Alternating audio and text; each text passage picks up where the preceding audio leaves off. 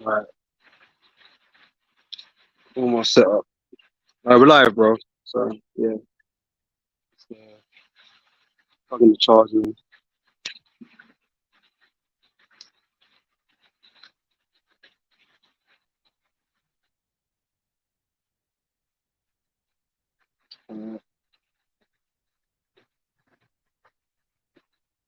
Uh, thanks.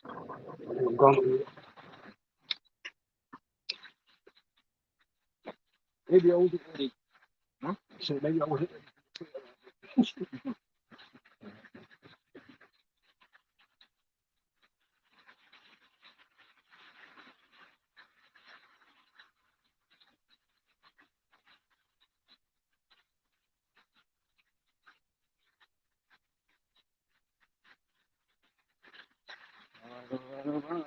Okay. First off, we want to give all praise honor and glory to Yahweh, by Hashem, Yahweh Shai, by Hashem Chachadash. We want to give double honor to the elders, the apostles of GMS. Shalom out there to the whole full expression of truth and all sincerity, man. Yeah, back again, another week in Babylon, and you know, prophecies are ever manifesting, man. Right? And it's exciting to watch, man. It pleases us very much to see everything, you know, going to plan, according to the word, man. You know, these things that happen on the earth that the world is so concerned about actually makes us happy. You know what I mean? It brings us joy, right? Because we know that every day that goes by and everything that takes place on the earth, man, it all leads to the end of this world, man. To the end of Esau's kingdom. Okay, it leads to the return of our Lord Yahweh Shai to come and reign upon the earth. Okay, and establish righteousness on the earth, and establish the righteous rulers on the earth, i.e., the Israelites. Okay, Lord willing, well, Lord willing, we know we're Israelites, of course, but if we know the elect, we know Lord willing, we are the elect, and that we're going to reign with Yahweh Shai, right? So we got a lot of things going on right now. Most notably, the things that are going on down in Niger, right? With them, you know, performing coups and kicking out puppet leaders and shit, you know, because there's nothing but French colonists down there, man. All right, and that's stoking the theater of war, right? And that's all part of the prophecy. These wars and rumors of war, they're all part of prophecy. And you might want to say, oh yeah, but this has been going on and none of it going on. Yeah, it's all part of it, man. Right? It's still waiting for that final war, that World War III. Because this is where it's all going to lead to, man. Because the structure of Esau's kingdom right now is all being destabilized, man. Right? A lot of chaos is running rampant in Esau's kingdom, man. And that's why Macron's all upset and shit, because hey, France got invested interest there. Because they've been farming uranium out of there, man. Right? And that's why, you know, these people are oppressed down there, because they ain't getting a fair deal. Right? And that's why they're trying to, kicking them out. And threatening war against them, man. If they come and try and step in and try and stop them. You know? And now they're getting close to Russia. All right, Russia is ever increasing their allies, man. You know, it started with China, and then we got the BRICS nations joining, and now we got even more nations wanting to join in. Even Macron wanted to come and speak with man to join up with them. But how's this going to work out now? You know, Putin's fucking with France's interest now. So you know, Putin's like, I'm gonna fuck about the West and France and them, man, right? I'm going to help these people out, man, because you've been dickheads to everybody. Esau's been nothing but a dickhead in the world, man, to everybody. All right? Esau's losing his grip on power. That's what it's showing. Right? And like I say, all this brings forth conflict. Right? We know this is not where the theater of war is. Right? This is just another side thing going on. Right? We know that the major war is going to take place there in the Middle East. Right? So we're still watching out for things like that going on. Again, it's all part of prophecy. So we're always, here waiting and watching for prophecies to come about. All right. So, go on. Yeah. This is the book of Ecclesiasticus 39 and 1. But he that giveth his mind to the law of the Most High, and is occupied in the meditation thereof, will seek out the wisdom of all the ancients. They're occupied in this word. right? This is what we're all about. We're in the last days. What else we got to talk about, man? Prophecy is a major thing that we should all be talking about. You know, the things that are going to come to pass. But no one likes to put their neck on the line and say anything. Whether one, they don't know it, which is the majority of people don't know what these prophecies really speaking about, or two, they're just scared. You know, the Lord's, giving you, the Lord's showing you that's what it is, but you're in denial, man. You don't want to talk about it because you don't want to sound crazy or some shit. You know, like Nate, I know Nate knows what the mark of the beast is. I believe so, right? But he don't want to talk about it because that's not his agenda, man. He want to stay safe in Babylon, man. You wanna conform to his 501c3 charters and all this kind of stuff. So the mark of the beast is going to be anything but what we say it is. You know, to keep his position in Babylon, just like the wicked scribes and Pharisees wanted to keep the position in Rome.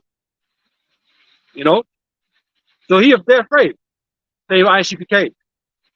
You know, but I question the actual the faculties of that group, right? They're ability to know, right? They don't seem like the sharpest tools in the shed. But the General Yohana, he's wicked and corrupt anyway, you know. But yeah, but going back, we're occupied in this word and in these prophecies, man. So every time something happens, man, we got to relate it to the prophecies. We're not going to stand quiet about it. I mean, I ain't heard no one speak about it yet, in terms of can't speak about what's going on in different countries and whatever. I ain't really heard nothing, but we're always going to point out these things. We're always going to point out these things, okay? And when you go back to the ancient time when Moshe, before he destroyed the world, different word, I mean, the first word, and also we look about Sodom and Gomorrah, what happened, what those people were doing, they were wicked.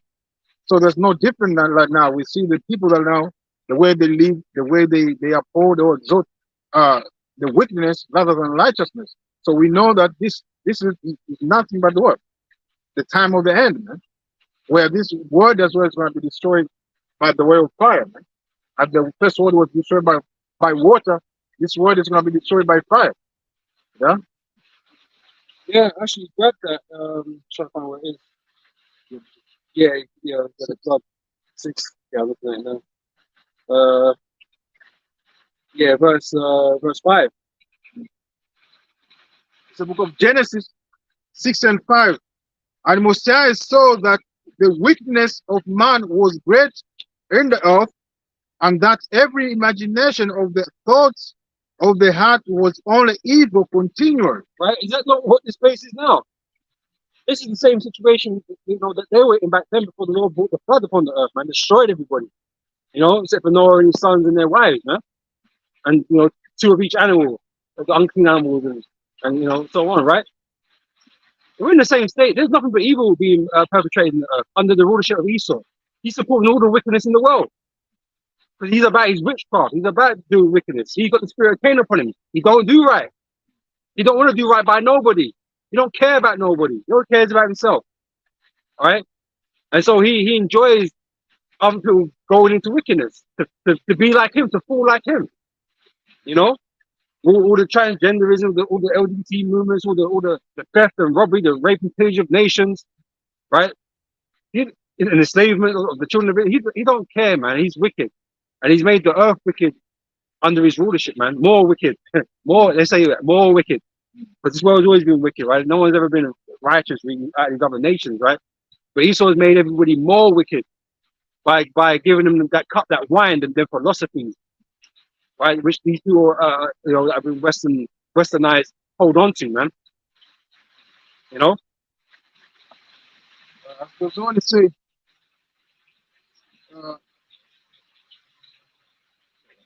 and that every imagination of the thoughts of his heart was only evil continual, and it repented the Lord that he made man on the earth, and it grieved him at his heart. And the Lord said, I will destroy man whom I have created from the face of the earth, both man and beast, and the creeping things, and the fowls of the air, for it repenteth me that I have made them. Right? So the Lord said he was going to do something to them, right? He's going to bring a judgment against them. He did not do that.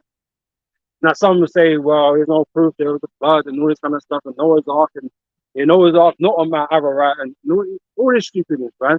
They'd rather believe in a fucking ice age or some shit, man. Billions of years ago, fucking meteor hit. All this stupidness, right? Rather than believe the counts of men that, you know, moved in the spirit that was told these things, man. And the stories of Noah and their sons.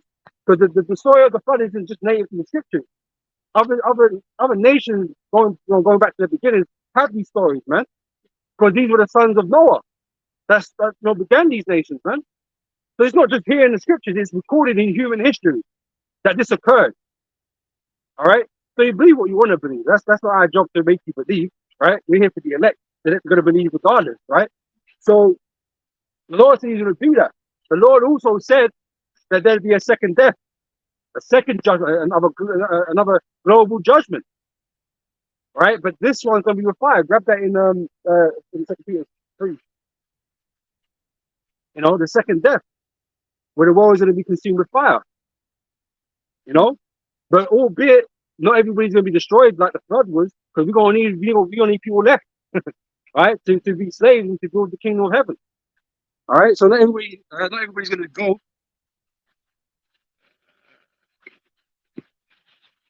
Let me try that makes any difference. Yeah, the water's getting on the camera. It might turn the camera off, so I'm just trying to tilt it so it's a bit offset from the rain. Hopefully it'll work. So right. Book of 2 Peter 3 and 6, whereby let's start from 4. Yeah. 2 Peter 3 and the 3, knowing this first, that there shall come in the last days scoffers walking after their own lust. Right, and that's that evil, wicked mind that the men of back then, you know, in the time of Genesis had. It's just a wicked mindset, full of hurtful lust and selfishness, man. Yep. And saying, where is the promise of his coming? Right, and this is what I'm saying. Sometimes, like, people don't believe that the flood took place. We've been talking about the law of return for so long. You don't think it's ever going to happen. You don't believe in the account that these men are left. These men, these holy men. You don't believe in the account, right? So you taking it for granted. For since the fathers fell asleep, all things continue as they were from the beginning of the creation. Right? So generation after generation after the flood, mind you, right? Things have just gone on like nothing happened, like nothing ever happened. You know, things just seem to continue as they are, right? Yeah, it seems that way, but that's what the Most High wants. He wants you to kind of be in that full sense of security. But the Lord ain't gonna do that. The Lord don't exist. Scripture say, they should say, surely thou power that hideth thyself.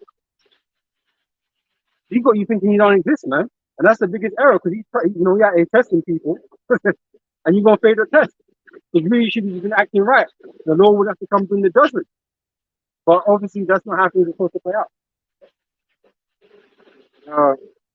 For this, they willingly are ignorant of, ignorant, meaning you don't know. Don't know. Don't understand, right? Yep.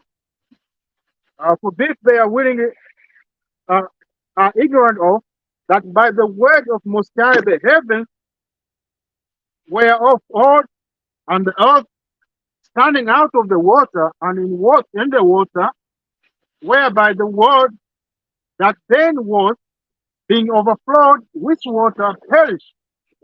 But the heavens and the earth, which are now by the same word, are kept in store, reserved unto fire against the day of judgment and perdition of ungodly men. Right, so this world is reserved unto fire for ungodly men, right?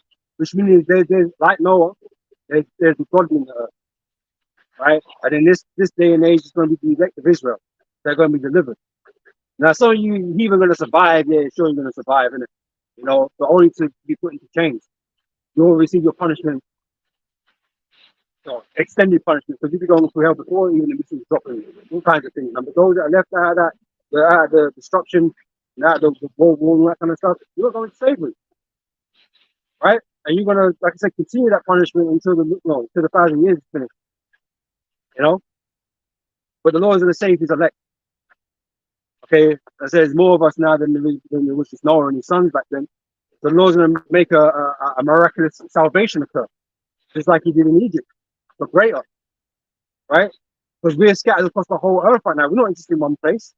Yeah, the majority of the elect are in the land of America, right? And they're going to be delivered from the land of America, but Israel will be delivered from all parts of the earth, man, simultaneously, right? And the whole world is going to get to watch that, man. And everyone's going to get to know the Most High and His Son firsthand. They're going to be witnesses to His majesty and His power, you know. So yeah, you can take for granted what happened back then in the flood and that, but just know that everything that's happening right now is leading to that judgment of fire. Right? Why do you think the nuclear weapons exist? And that's just part of it, because the angels are going to come with their own fire, right? But why do you think these weapons exist? The Most High is going to bring up, the Most High is going to use them upon Esau and humanity. You know, that's what's going to take place. And this conflict with Russia and America is already getting stronger, man. And say Russia getting involved with these African nations and stuff like that, man, it's only causing tension between the whore, which is America, and the beast, which is NATO and the EU. It's causing tension, man. They don't want the Russians up in there, having access to more uranium and shit. They don't want than that. You know, messing with France's money and stuff and resources. They don't want that. So that's another cause of concern for war. You know, And France is part of all. Net, right there is all. The order called disturbance. I mean, the Russia, the order called disturbance against war. The NATO alliance. So that's the one as part of the war at the end of the day. Yep. But beloved, be not ignorant of this one thing, that one day is with the Lord as 1,000 years, and 1,000 years as one day. Right, and this is the trick, right? Because men's mind is kind of small. Like we don't comprehend that kind of thing. Like we think 1,000, 1,000 years is a long time, but in the Lord's time, it's completely different.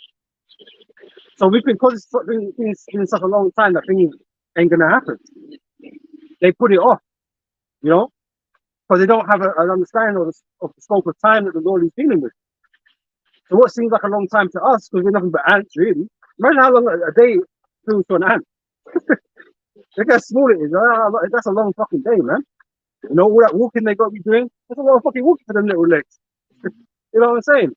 So to us, 1,000 years seems like a long time, but it's only a day with the Lord, right? So this flood didn't happen that long ago in the Most High's eye. You know, we're still like a young rebirth of men. We're still young, right, in a lot of ways. A man thinks he's the fucking dog's forest right now. He still thinks he's the fucking greatest. He still thinks in that short span of time he is God. But we're still ants. We're still ants to Heavenly Father, man. So, like I said, you don't consider these things, so you don't think these things are going to happen because these things spoken about for a long time, so it seems to us, right? You usually think, oh, God don't exist. These things never happen, you know? And history's a funny thing, though. When I think about history, it's not like where we're standing now, things might be completely different back then. When I see old pictures of my surrounding area and stuff like that, how it was just 100 years ago, just 200 years ago, it's completely different, man. The world was different. And it's hard to think that it used to be like this because you was born in this era. And you only know what you lived through. To see things of old is strange. It's almost like it never existed. But it's like you're looking at something that did, but that no longer exists. Imagine that 1,000 years ago or 2,000 years ago. Things are different, man. So you can take for granted these things, like as if it didn't take place, but you're gonna have a rude awakening when that time drops, man. Right, and you will realize everything that's been pulled over these thousands of years is all true. Right? Like I said, all these instances lead up to what we're talking about. And you can't say that the potential for it is not there, because it is. You know? Which makes this book correct, does it not? Right? And you might say, oh, yeah, but it wasn't God that did it, it was Russian. Whatever, man. Whatever you think, whatever you want to believe. But everyone's being moved by the Heavenly Father, man. All these events that take place happen because of the Heavenly Father's will and His word, which is what we just speaking about. You know? This is the book of Proverbs 21 and 1, which leads the kings that is in the hand of the Lord. And the rivers of water, it turneth it whithersoever it will. That's right. The Most High is in control, man. There is no such thing as free will, right? Look, everyone's doing the will of the Heavenly Father, whether they do on the left hand side or on the right hand side. Okay, I notice there's more on the left hand side than there is on the right hand side, right? But they're all under the influence, right? That's why the Most High angels out here. That's why the world's got spirits and demons and angels go around the place making things happen. You know, that's why these things can't be stopped. Why isn't it like people just can't dismantle the nuclear weapons? Guess what? They're not made to be dismantled. That's why they couldn't dismantle them if they wanted to. You can't safely dismantle a nuke. What are you supposed to do with that? You can only hide it. Take it out of commission, out of service or whatever, man. But you can't destroy it. It's gonna get they will be destroyed, but they're gonna be used in a war. But the Most High's choosing. Right? All these things are taking place because it's the Most High's will. Right? So a lot of you believe that it'll be suicide to launch a nuclear warfare. Yeah, it would be. But guess what? It's not up to man. Whether they want to do it or don't want to do it, it doesn't matter. It's going to happen. And that article came out again about the UFO that was around these where was it? Russian military base, right? And they lost control of their nukes because there was a UFO, running around. What people call UFOs, right? Which is just angels in spiritual vehicles, right? And they were messing with the electronics, man, and took control of the nukes. And they were shitting themselves, man. That's like, oh shit, we almost fucking blew up America. They didn't want to do that then, but they could have. The angels could have done it if they wanted to. But guess what? It's not the time yet. That's why the angels are holding back the four winds of the earth. They're holding back the destruction. Not man. They're not holding back shit. I think it's happened as well in America. Yeah, you got nuclear plant. The angels, we are hovering, in the sky, where the plants were, and then everything started going backward. They mess up with the technology. So like I said, it's the angels that are holding back the four winds. So they, even in the documents, they said that there's always a lot of activity around nuclear sites. And they don't know why. It's because the angels are actually there waiting for the time to release these fucking nukes, man, on America. Okay? It's the book of Revelation. 7:1. And after these things, I saw 4 angels standing on the 4 corners of the earth, holding the 4 winds of the earth, that the wind should not blow on earth, nor on the sea, nor on any tree. Right? So the angels are positioned and waiting to release judgment and destruction in the earth, right? And guess what? Nukes are everywhere, man. They ain't just in one place. So yeah, of course the angels in the 4 corners covering everything, When it's time, they're gonna release that judgment, man, and it's gonna accomplish what the Most High's will is, man. And that's to destroy the land of America with it. And these other nations might get hit with nukes and all kinds of stuff, right? So they're waiting. Right? Well, After God said, and I saw another angel ascending from the east, having the seal of the living power. And he cried with a loud voice to the 4 angels to whom it was given to hurt the earth and the sea, saying, hurt not the earth, neither the sea, nor the trees, till we have sealed the servant of our power in their forehead. Right, so we're just waiting for the sealing of the elect. That's all. And once that has occurred, right, the angels have the green light to let these winds go, which represents destruction. Right, and like I said, these nuclear weapons, they're indiscriminate, man.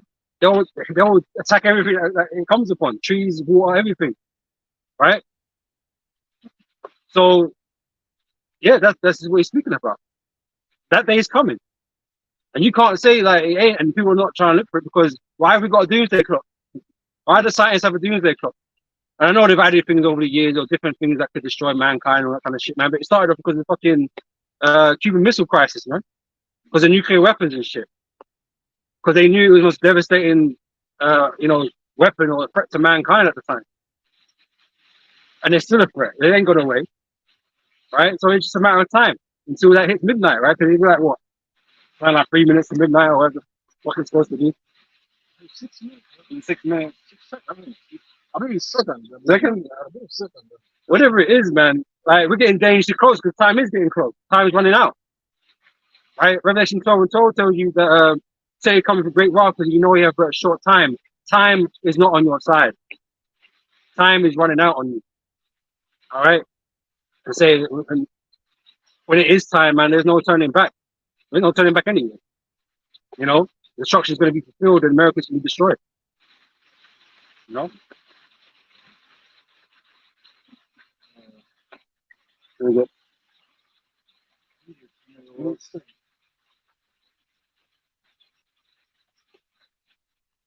No, it's funny. Oh, 90 seconds. Oh, 90 seconds. Okay, yeah, 90 seconds. Okay, yeah, minute and a half. There we go. Right? Yeah, the time is short on Esau's side, man, and everyone knows it, man. Right, but Esau trying to prolong his stay, trying to prolong his rule. He believes that he can. If you can just get everybody chipped, you know, you think he can. But again, you're mistaken. Right? Just like the people before couldn't stop the flood, we ain't gonna stop this judgment that's coming. You know? And they know it, man. Since the time they get that technology of missiles, they know, man.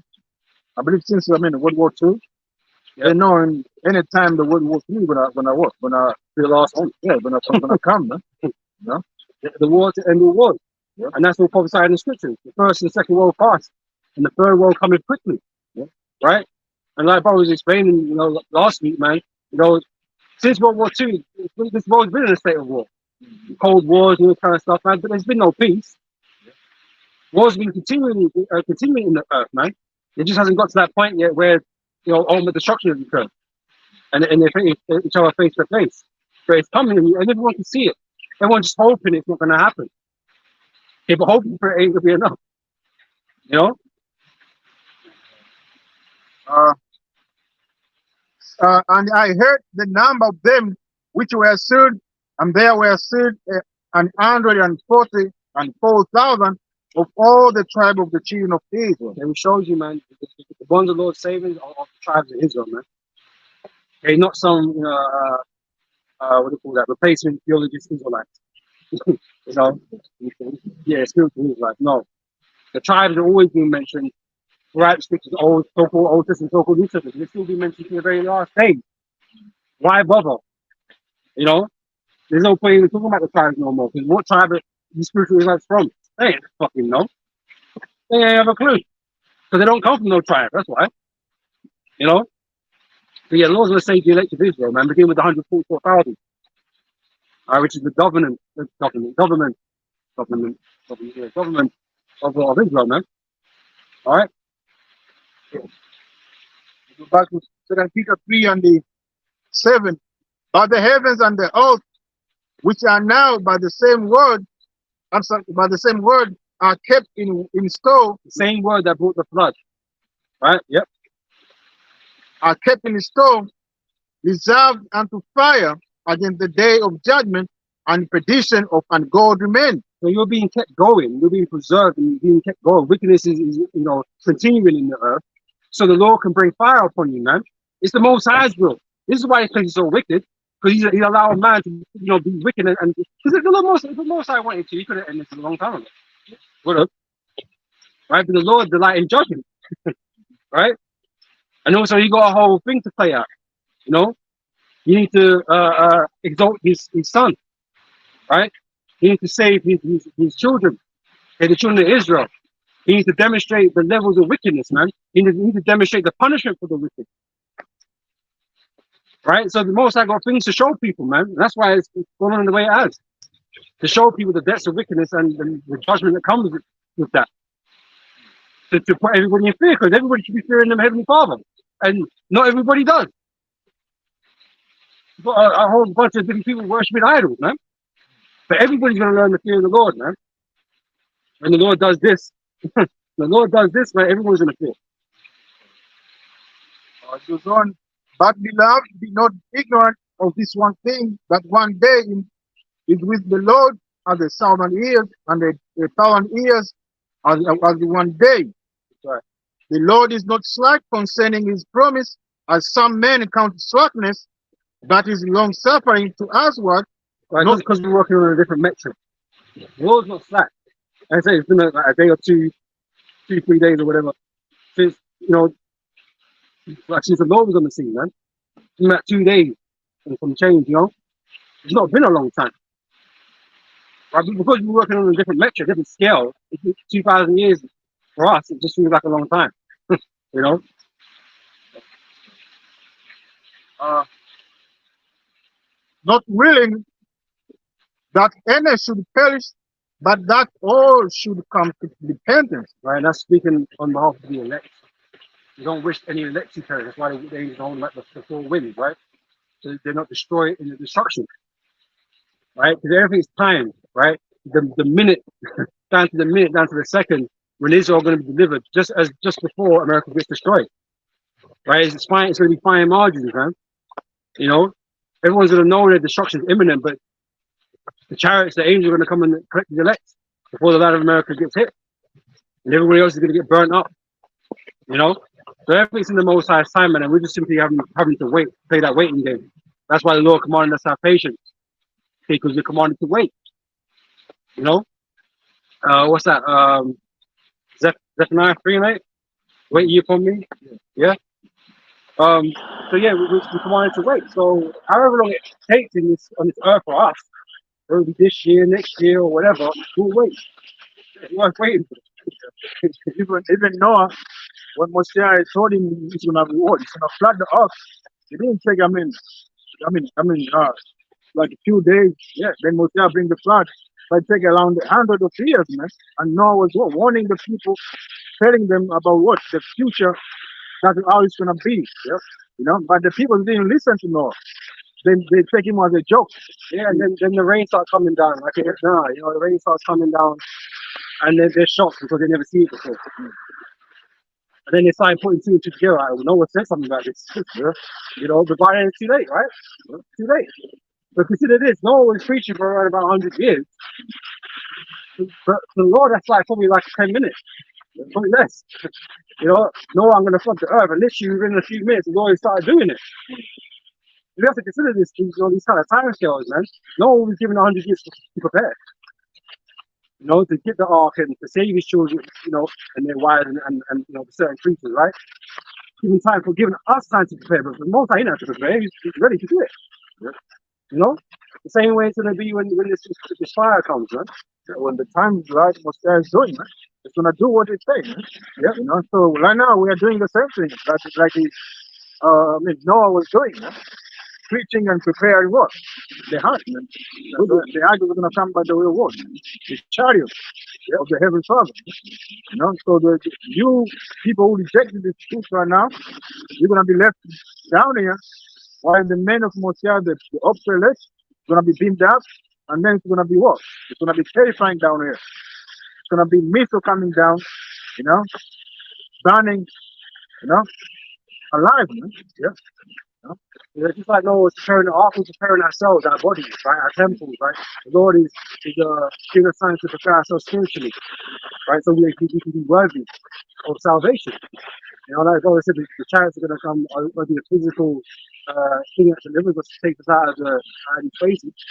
So we have to get right here into what we're preparing ourselves for, by preaching this word and conforming ourselves to the word of the Heavenly Father, man. As it goes on, it says, but the day of the Lord will come as a thief in the night, and you're not expecting it, right? And that's why you're all caught off guard, because you don't think it's going to happen. Right? So yeah, it's like a thief, because you ain't waiting up for the thief. You ain't looking for the thief. You don't think he's going to turn up. The alarm system didn't go off. You know what I'm saying? But we are the alarm system. You're not hearing it. You ain't hearing the alarm. You're like, next door neighbors. This is someone else's alarm, man. They don't want to hear it, and that's your mistake, isn't it? Your mistake, right? And this will always break in, isn't it? You may lock them in. You have security, as brother say. You lock your doors, but the people may find a way to come in, right? So right now you may harden your head. You may not listening what you are saying. But when the Lord comes, you're gonna listen. You're gonna be willing what? Come, I mean, out, I mean, say, I mean, repenting loud, man. You know, but Moses gonna say it's too late, man. I'll say, let me check the camera quickly. That's when they really book of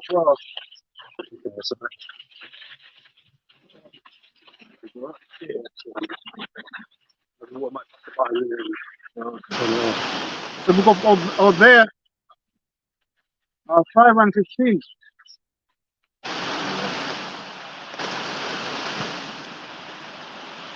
which reads, I will go and return to my place till they acknowledge their offense and seek my face in their affliction. They will seek me early. Right? And this is the awakening that's occurred now. You know, in the valley of the dry bones, right? Even in America. Right? People being woken up to who they really are through the spirit and power of Yahweh Hashem Yahweh Shai. Right? Because until that time, man, we hadn't known anything, man. That's why we was in captivity and didn't know shit what was going on. Trying to make it in America, trying to get equality with the so-called white man, trying to not get shot down in the street. You know, that's what you lot to do. But it wasn't until we were woken up that we started to understand our faults, man, our reason for being here, why we're catching all this hell. Right? And that's why we have to turn to the Lord, because that's the answer. That's the answer to all your problems, man. To all Jake's promise, to return to the Lord, because you're going off, man. You've been wicked to him. And you've been transgressing. Right? And the hell ain't gonna stop. The hell ain't gonna stop, man, until you realize that, man. And give yourself over to the Lord. You know?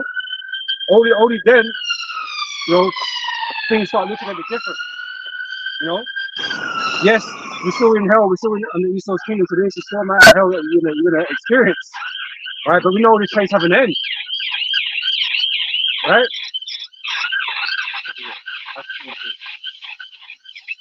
This place have an end. Okay, and we're gonna be set up in rulership afterwards, man. Where we're gonna be continuously blessed. Right? And so that's what I'm trying to think of. It pays to get right with the Lord, man. You know? But until then, man, you should be, you know, continue catching hell, crying in the street, not knowing why shit is happening to you, man. We understand. You know? We're not confused about what's going on. We know why we're catching hell. And when you understand something, man, you can come to terms with shit, man. You know? It's like closure. You know, you can come to terms with shit. Move on with it. You know, deal with it a different way. and at the end, most of you Israel, you're gonna what? You're gonna cry to Mosiah, man, when the missiles are coming down, you know. Because right now, as the brother said, there's a group of people who acknowledge, you know, the offense that we have committed against our power, man, and we come back to him. But you still, I mean, you too said, you know, all you people who gonna reject this truth to the hand, you're gonna find it in a hard way, man. You know, you're not gonna like when the judgment comes down, man, upon you. That's right. It's better to suffer now.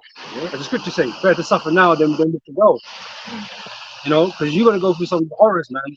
The Most High is the King of terrors. We're always gonna go through some horrors, man, and we don't want to be a part of that, even though we're gonna be living in amongst it. We're always gonna keep evil and you know, certain level of danger away from us, man. You know, we're gonna have a level of protection that you ain't gonna have. You know, we're gonna have a hedge like Job had the hedge. You know, but the Most High is in control of that hedge, right? Who can come in and out. well, what I was gonna say, he kind of like he can choose the level of difficulty that you're playing with, you know. He can vary it, so when it's too tough, he'll lighten up. Because we have to be tested still, so we still want to, you know, experience things, right? But the Lord can adjust the difficulty settings, you know. So when he's like, when the hands been hard on you, man, like, okay, chill, man, you know. Just like he did with Job. Job, he allowed Satan to get at Job, man, but he told Satan that he couldn't kill Job. So he could go all that far, but he couldn't kill Job. And even at the end of that, Job was alright. Job was alright after the persecution. And Job was even better off than he was before. Right? So the Lord can do that, because the Lord is dealing with you, man. But these people out here that ain't with the Lord ain't with them. Right? You have no protection. None. And all the horrors of this world is gonna come upon you, man. You know?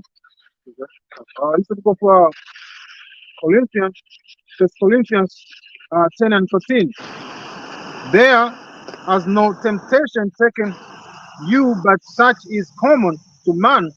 But Most High is faithful, who will not suffer you to be tempted above that ye are able, but will with the temptation also make a way to escape, that ye may be able to bear it. Right? So if you're of the elect, I'll put that at first, right? The Lord is not going to put upon you anything more than you can handle, right? You will find some way through it. The Lord will give you the spirit of performing some type of miracle to get you out of that situation. The Lord will do it, 100%. All right, and you know, because you got guys that they also say about, oh, well, what if I'm caught and they force a chip in me or whatever? That just means you were of the elect, man. The most I wouldn't put you in a position like that. If you're of the elect, you ain't gonna go off in a situation like that. You know, the most I would have you forget the death before that, right? To save you the embarrassment, to save you the shame, right? If you're gonna go out, you're gonna go out as a man of the Lord if you're part of the elect, right? You're not gonna go out with one of these things inside you, man, a brand of Esau. You're not gonna have that, right? So if you're of the elect, man, the Lord is gonna protect you, man, and take you out of the worst of the situations, man. He's not gonna suffer you to remain there or to be overtaken by evil. Okay.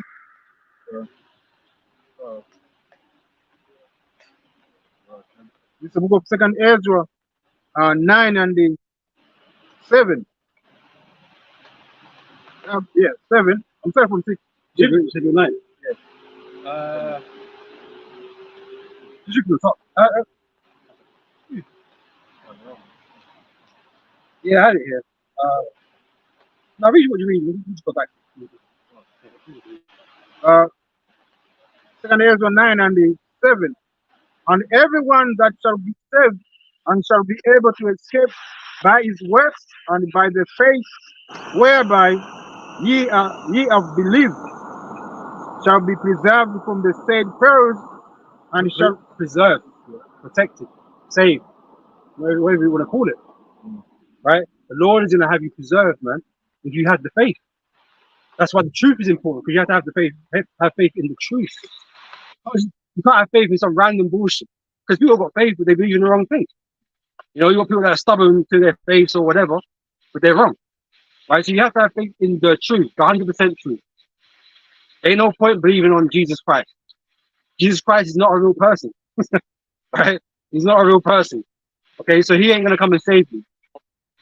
Right? It doesn't matter how much you believe in the word, the Bible, you know, whatever. If you believe on Jesus Christ, guess what? Ain't no one gonna come and save you, man. But you don't believe completely. because Jesus Christ is going to go to captivity, man. He's going to captivity, man. Right? So nobody really arrested him, man. Right? Go to slavery, man. We idols are gonna be broken up, smashed to pieces, right? There is no God. There is no other God than the Most High Yahweh. And that's what's going to be demonstrated in that day. That's what the Most High is going to demonstrate. That's what it's all about. So his name is exalted in the earth, and his son's name is exalted. You're going to know about his glorious son. You're going to know about them too, for sure. It might take a little time to get to know us by name, but you're definitely going to know the names of Yahweh and his son Yahweh Shai. But that thing for sure, you're definitely going to know who his sons are. All right, and that's what's going to be declared in that day. Okay? As goes on to say, shall be preserved from the said perils, and shall see my salvation in my land and within my borders, for I have sanctified them for me from the beginning. Right, the sanctified ones. The sanctified ones are the Israelites, more specifically the elect. Okay? There's no other people on the earth that have been sanctified by the Heavenly Father. So who else could it possibly be? Right? We were the sanctified ones. We were the ones that are made holy, made clean, made pure, made separate from everybody else, made different. Okay? Most High resides with his people, Israel. So there's no one else that's going to come in and slip in there and be the Lord's chosen people. It's just not going to happen. Right? But this is speaking about the elect, because all the elect are going to survive. You know, be saved out of all of this. Even if any of them die, they're gonna be saved. You know, and resurrected and all of that stuff, right? So, you know, that's what he's speaking about. Okay, the rest of you Israelites that are stubborn as hell, okay, you're gonna have to share the judgment with the heathen. You know, Except for you ain't going to say you're going to perish. You know. Uh, then, then shall they be in pitiful curse, which now have abused my ways, and they that have cast them away despiteful shall dwell in torments. For such in their life have received benefits and have not known me. Right, so the whole earth, right? This is why the Most High is God of the earth, right? But He's not personally a God of any other nation other than Israel, because everybody lives on this planet, and everyone gets to enjoy the benefits and all the glory and the goodness that the Most High created this earth for, right? Everyone gets to enjoy it. Isn't because of any other person's God or anything like that. The Most High is the one that created the heavens and the earth, right? Yahweh, and everyone gets to enjoy it. Everyone's been taking the piss, essentially. They've been abusing the Lord's ways and everything they set up, and they've not acknowledged Him. But that's going to change. Yep. The same must know it after death by pain. So you're going to find out these things after you get destroyed. You know, you're going to get the hard reset when you just return to the spirit world. And when you come back down, man, the world's going to be different.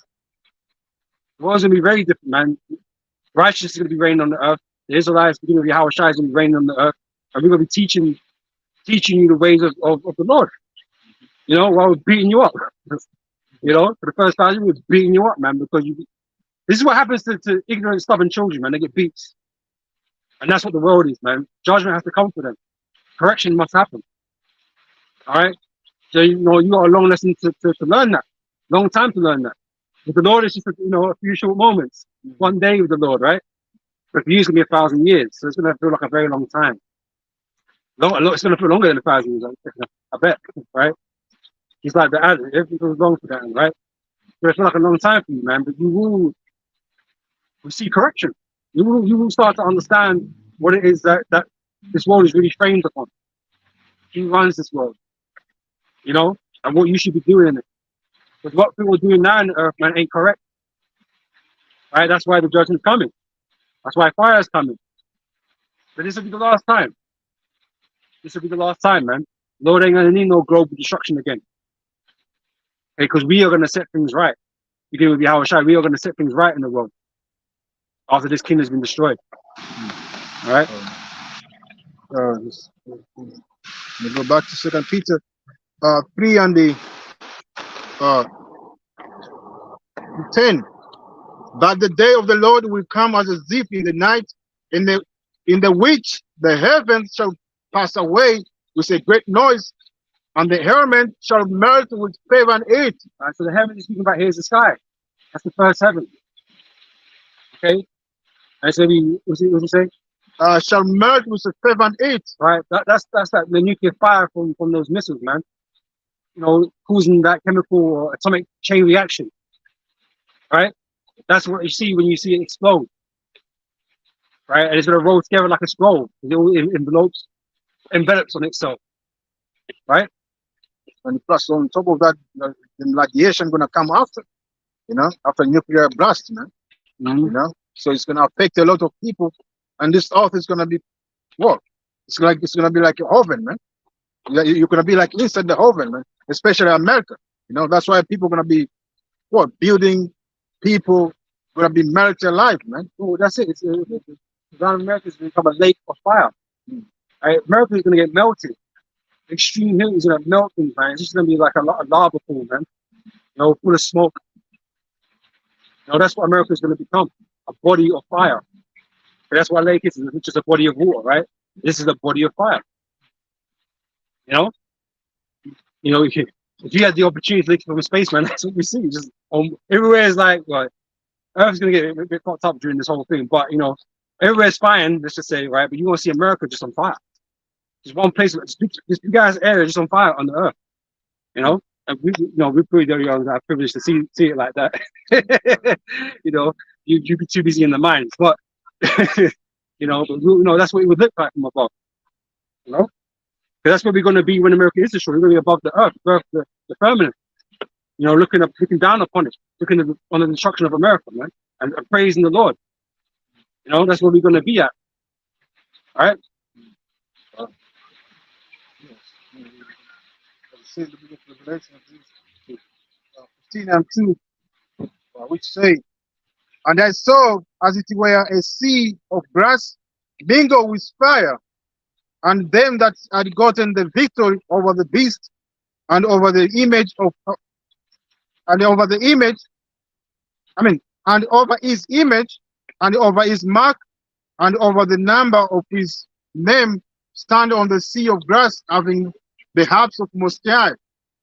And they sing the songs, the song of Moses, the servant of Most High, and the song of the Lamb, saying, Great and marvelous are thy works, Lord power, and might, just and true are thy way, thou King of the saints, of saints." King of saints, man. King of the saints. Saints of the Israelite. He's our king. And this is what makes it not infuriating. I'm not mad. I'm not infuriating like that. But it's just stupid. It's dumb, innit? It's vexing just because people are stupid, right? Most High has never declared himself king or God of anybody else. Never, not once. Not even the whole humanity. He never said I'm the God of humankind. He's never said any such thing, man. Only the God of Israel, and he's repeated it many times. Right? He is our king, our Lord, our power, because God means power. Right? His name is Yahweh, and he defends his people, man. And it's always been the case. But God, the Most High has not forsaken his people. Paul said this. So where is this whole thing? Is like, oh, we don't care about the Israelites no more. They're not important. But we're going to step in and take, wear their shoes. You can't wear our shoes, man. You can't walk in our shoes. It's impossible. Them shoes are too big to fill. All them castles of Deuteronomy, Yeah. still going down. You can't handle that. Can't handle it. So only the Israel can handle it. That's why the Bible says, the younger shall be stronger. When you speak about the birth of Jacob and Esau, he said we were made stronger. Yeah. So in this time we can be able to work. No matter how we've been going through, our people still work. They're stubborn as hell, man. They keep pushing on. Yeah. Even in time of Egypt, though we were going through that hard bondage, but our people still work, increased. The same now, man. Resilient. Yeah. And Esau knows that. Esau leaves money on the stock exchange and throwing himself off a roof, man. Because he's lifestyle, or suddenly old, because he can't live the lifestyle he wanted to. He's become a shame onto his family because he's been an idiot. They kill their family. Yeah, they lose their shit, man. I'm not saying Jake don't, because obviously, there's demons out here, innit? But as a people, as a people, they know we're resilient people, man, and we keep taking abuse. It's not a good thing. We keep taking abuse, But what did we read earlier? We read no temptation is before you, unless it's come upon man, but the Lord shall make a way out of it, right? Even among these curses that we've been going through for hundreds of years, thousands of years, right? The Lord has made a way out for us so that we can endure it. He's given us the ability to endure the curses and the beatings and the slavery and everything that's happened to us. He's made it possible for us to endure because the Lord didn't destroy us. Because the Lord could have got rid of us if he really wanted to. Yeah, and Damn straight. If we look in the bigger picture, Messiah was. He sent Yahweh to die for our sins, so we're gonna get out of this curse, man.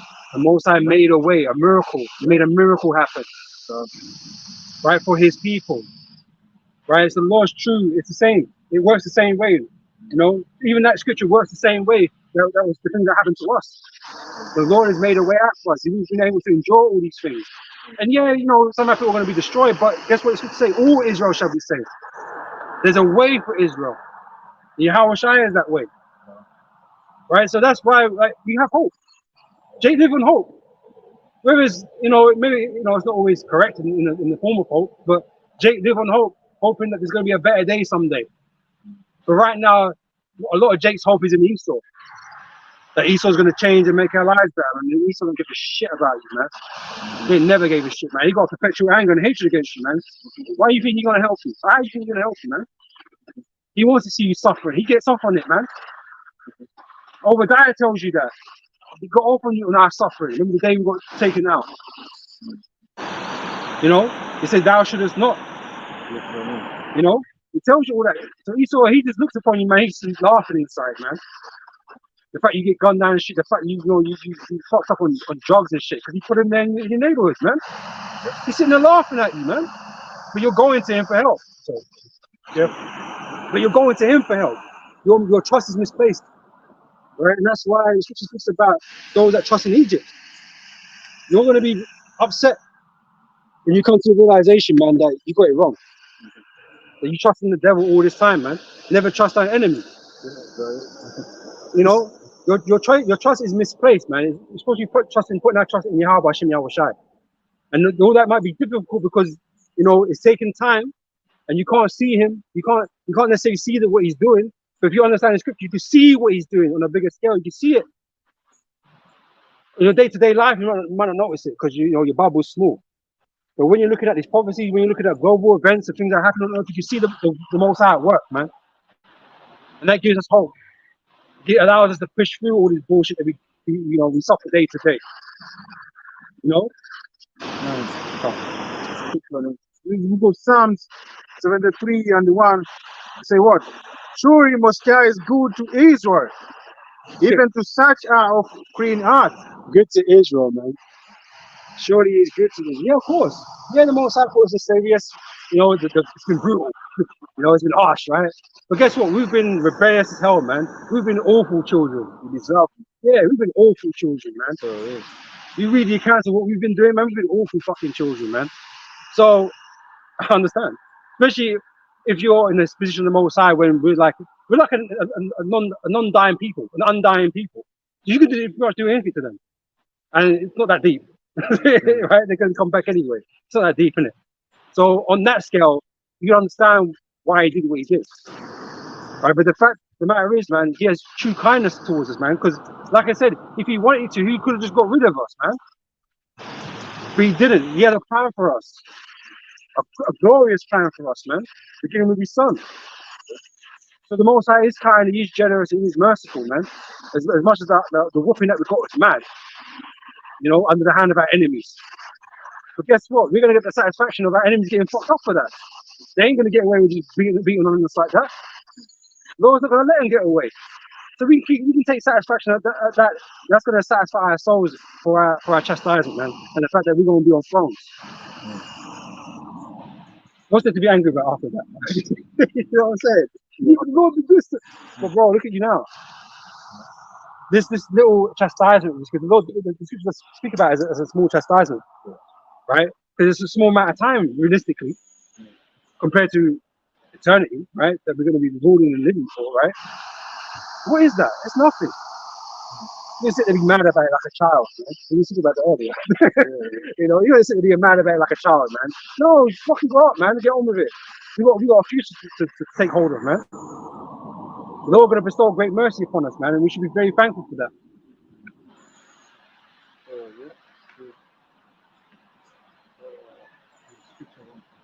Yeah, take time out. It's all good. Oh. It brings it up a little bit. Wisdom of Solomon 3 and 6. I'm gonna start from 4. Yeah, I'm starting from 4. It's 3. So, and they are going from us to be utter destruction.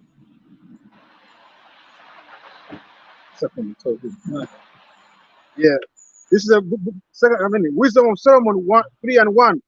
But the souls of the righteous are in the hand of Most High, and there shall no torment touch. No torment touch them. In the sight of unwise, they seem to die, and their departure is taken for misery. Yep. And see, when we put to death, right? When you die and stuff like that, like people don't know why anyone dies, right? But we know for a fact that when the righteous die, the Most High is taking care of them. They're just taking them out of this world. You know? Some death are worse than others. For the righteous man, the death is rewarded in a way. It's glorified, right? Where they end up being martyrs or whatever, man. Because obviously, man got beheaded, man got stoned to death. They said they are gruesome death. But if they're righteous with the Lord, They got nothing to worry about, man. People can always speculate the method of why he died like that, you know, but they don't fucking know. It's all with the Lord, you know. And they are going from us. Because you got to look at man's life. Was the man wicked? He didn't do nothing wrong. Like when Stephen was stoned to death, they knew he was a righteous man because he spoke the truth. They were cut when he spoke the truth. That's why they stoned him. It wasn't because he did wickedness. He cut them, man, to their hearts. You know, and because in the spirit of Cain, the devil, you know, they stoned him, man. They put him to death because they were cut. Because Stephen died a gruesome death, but he was of the righteous, man. And then he saw the Heavenly Father, he saw the Son sitting on the right hand of the Heavenly Father, man. So he's blessed. You know? Why was he speculate, oh, yeah, he must have been a wicked soul for he got stoned to death? You don't know. You know? And they are going from us to be utter destruction, but they are in peace. Destruction, as in the end of them. Yeah. It's not the end. Death is not the end. It's the beginning of a new, right? Right? Because hey, reincarnation exists. You're going to get recycled in the spirit, right? And you're going to come back, you know, and perform another life at Him, and you know, however the Lord chooses it for you. A new path is set for you, you know. But like I said, man, you know, we die, we go to spirit realm, and we're blessed because we're at peace, we're at rest. We ain't gonna worry about the harshness of life, the problems of life, and that kind of stuff. You know, because right now we feel like, yeah, that'd be a better place to be right now. We ain't gonna worry about all this shit going on here. Even Paul said, man, he said, if it was for him, he would choose us to be with the Lord, man. Mm-hmm. Not by because of the ministry.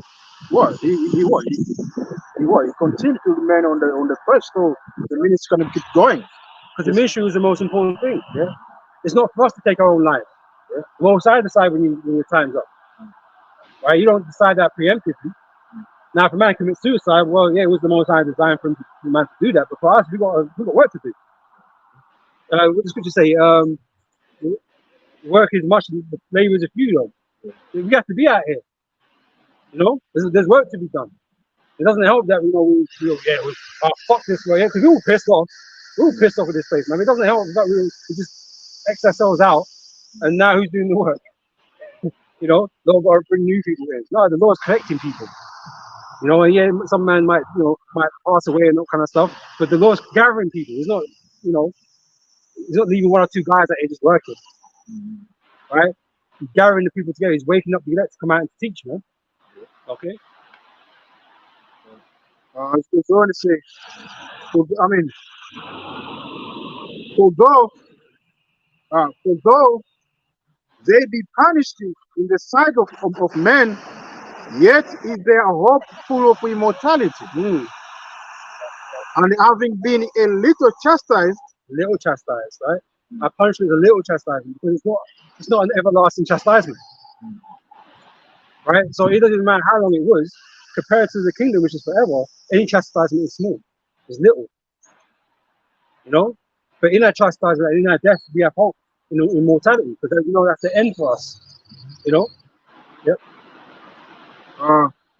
They shall be greatly rewarded, for Most High proved them, tested them, trialed them. Right? Trial by fire, the furnace of adversity. Right? With gold tried in the fire. This is what we've been tested for, man. If we're worthy of having such a position on the earth, to be among the elect, to be among the head rulers of Israel. It's not just going to be given to you, even though it's given to us. You have to work for it, man. Most are going to put you through the hoops to jump through, man. Most are going to make you earn it, right? Because even though He was promised to us, it's not just a freebie, man. It's not just there you go. And then you have no. This is why we're going through this process of appreciation, right? Because when you work for something, you appreciate it more. Right, we're going through this time of ups and downs in our life as life as a nation, right? To be proven at the end of it, we're able to be where we are in the world, to be ruler over the nations. You know, because we're the youngest nation. Young sons have to prove himself. You know, you have to be taught the lessons, man. And found them worthy of Himself. I mean, for Most High proved them, and He found them worthy for Himself, as God in the furnace, No, yeah, consider it, yeah. as God in the furnace, as he tried them and received them as a burnt offering. Mm. And in the time of their Make visitation, your body as a living sacrifice. It's a burnt offering, not in the literal sense, but you know, through adversity, purification process. We made as a sacrifice, giving up our lives for this truth, this ministry. You know, sacrificing all things. So that's what Peter said. Peter said it. We followed you and given up all things. What should we have therefore? You know, we've given, you know, those that are giving up wives and houses and Peter, is it? Yeah. Okay. He asked the Lord that because he's given up everything for this, man, and we're prepared to do the same, Lord, with him. Right? Everything that we do have, as little as it may be, we're preparing to give up for the Lord, man, and it's certain the service. You know? So that's that sacrifice right there. Yep. uh, Wisdom of Solomon 3 and 7. And in the time of their visitation, they shall shine and run to and fro like sparks among the stubble. They shall judge the nations and have dominion over the people, and their Lord shall reign forever. Right. That's what we're waiting for. Power and rulership, dominion. Right, with the Lord. Yahweh Shai. He's gonna be the high king here on earth, man. Right? We're gonna have King David, we're gonna have the rest of the 12, you know, the rest of them apostles set up in their seats. Right, and the rest of the 145,000 are gonna be, you know, divided as they're supposed to be in their different positions and whatever. And then we have the rest of the nation of Israel eventually when they will come back. You know? But we're the ones gonna be in that position of ruling forever. Right? But first we need to be tested, we need to be proven. And some are not gonna be given the go ahead until they die. Okay, come back as our children. Okay, and be raised up that way. But the elect, they're gonna get it. Okay, they're gonna learn and they're gonna be changed. Right? So we're gonna be like sparks among the stubble, man. We're gonna be powered up, man. You know? We're gonna be feared among the nations. Because everyone is gonna know that these are the sons of God, like literally, like these are men with power. These are the sons of the Most High with power. Just like Yahweh Shai has power when he's coming back, coming with power, right? He's not coming to meet you like a man, right? That's what he says. He's coming back with power. And when you read about what the Lord's going to do to the armies of the earth, man, sparks and tempests and whirlwinds and all kinds of crazy abilities. We're going to have in that, man. It's not a delusion. Yahweh Shai is literally coming back with power that can destroy people with. You know what I mean? Look at you and blow you up a type of shit. You know, everything you watch in the anime and in these movies and stuff like that, the Lord's gonna have that ability, and we're gonna have like powers. You know, vocab the non-believer, right? Don't believe in spiritual power, man. You know, we're gonna be doing all kinds of stuff, man. You know, nothing is impossible with the Lord, right? We're gonna be doing all kinds of shit. Bible say we're gonna be like gods on the earth, man. That's right. So that's how they're gonna be. And then you can write all your mythical stories about us. You know what I mean? You can write about Hercules and these men and the stories of Hercules and shit, right? No, you can write stories about us, innit? Because you're so into that sort of stuff, innit? Writing about gods that don't exist. But you can write about gods that do exist. Yeah, I saw, you know, this man did this and, you know, slay a dinosaur, whatever, man. You know, do what you want in it as long as it's truthful. You know, you put a bit of an artistic spin on it, obviously, you know. Make it sound like super exciting, you know, whatever, man. But, you know, just don't be, you know, put man in bad light because obviously you're a judgment. But yeah, man. Yeah, there's going to be gods on the earth, literally. You know? The scriptures do say that. Ye are gods. Right? It's not just saying that. It is what we're supposed to be, but we're not in that state right now. Okay, we're in the you know, sin, you know, fleshy sin. It's a fleshy sin. Flesh, which is sinful, right? Can't put the words right. But yeah, the chains of darkness, right? So we're gonna be changed out of this body and become what we're supposed to be. Once we've been proven. You know, and we can't wait. Because who wants this body right now, man? Everyone's complaining. You know, ailments and shit, like getting old and shit. You know, we'll trade it in a heartbeat. You know?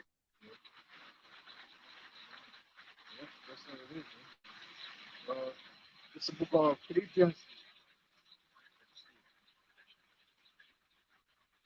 Yeah, Philippians 3 and 20.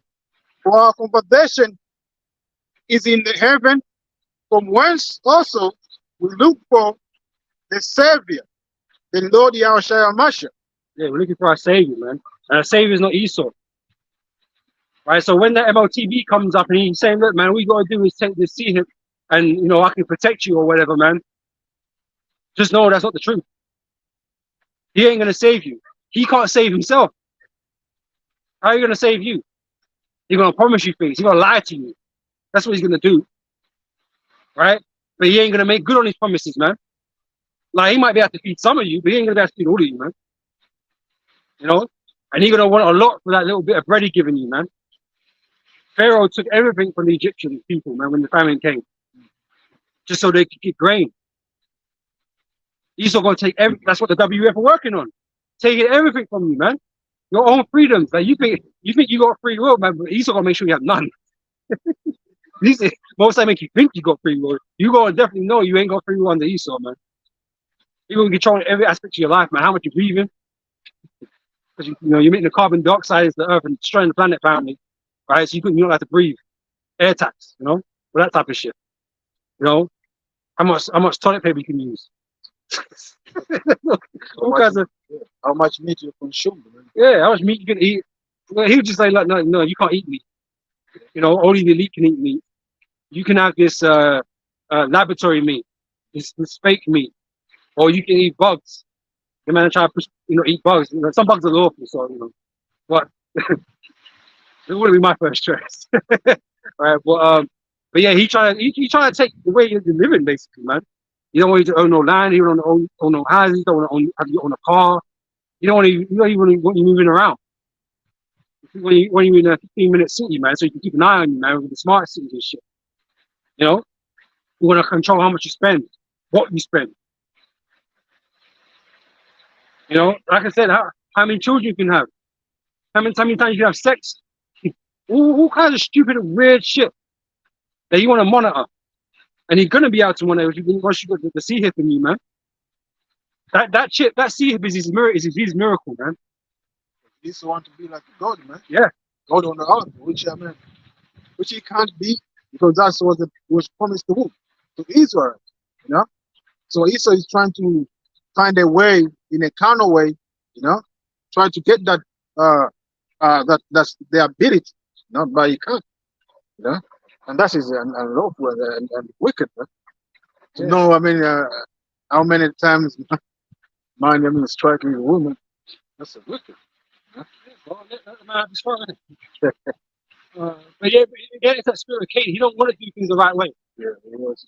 And he knows he's been discommunicated from the Heavenly Father. He ain't got no blessing worthy of bragging about, right? So he's gonna go do things the way he thinks he can do to maintain his power, because he's been given power, right? He's been given rulership on the earth, and he thinks the way he goes about keeping it now is by doing all this madness, keeping us in sin. So he created all kinds of elements of sin for us to dive into, right? Keeping us sinful, so the Lord, you know, He's so displeased and disdains us that He ain't never gonna come and save us. That's folly. That's madness. The Most High left a remnant. He always leave a remnant, man. You ain't gonna corrupt the elect. Can't deceive the elect, right? So that's folly. But you got the rest of Jacob in all kinds of sin, all kinds of nasty shit, you know. But that's not gonna stop Israel. It's not gonna stop the return of the Lord, right? You try to, you know, create this technocratic society with all this technology, and you've got weapons of control that you're bringing in place, smart cities, cameras, and biometrics, and sea hips, and all these kind of things, transhumanism shit. But yeah, the space war. What is it called? the space forces, Yeah, space forces. You know what they create those, I mean, this kind of environment to keep the Lord away from coming down here, man. You know, try to track, I mean, the movement of the angels as well. Yeah.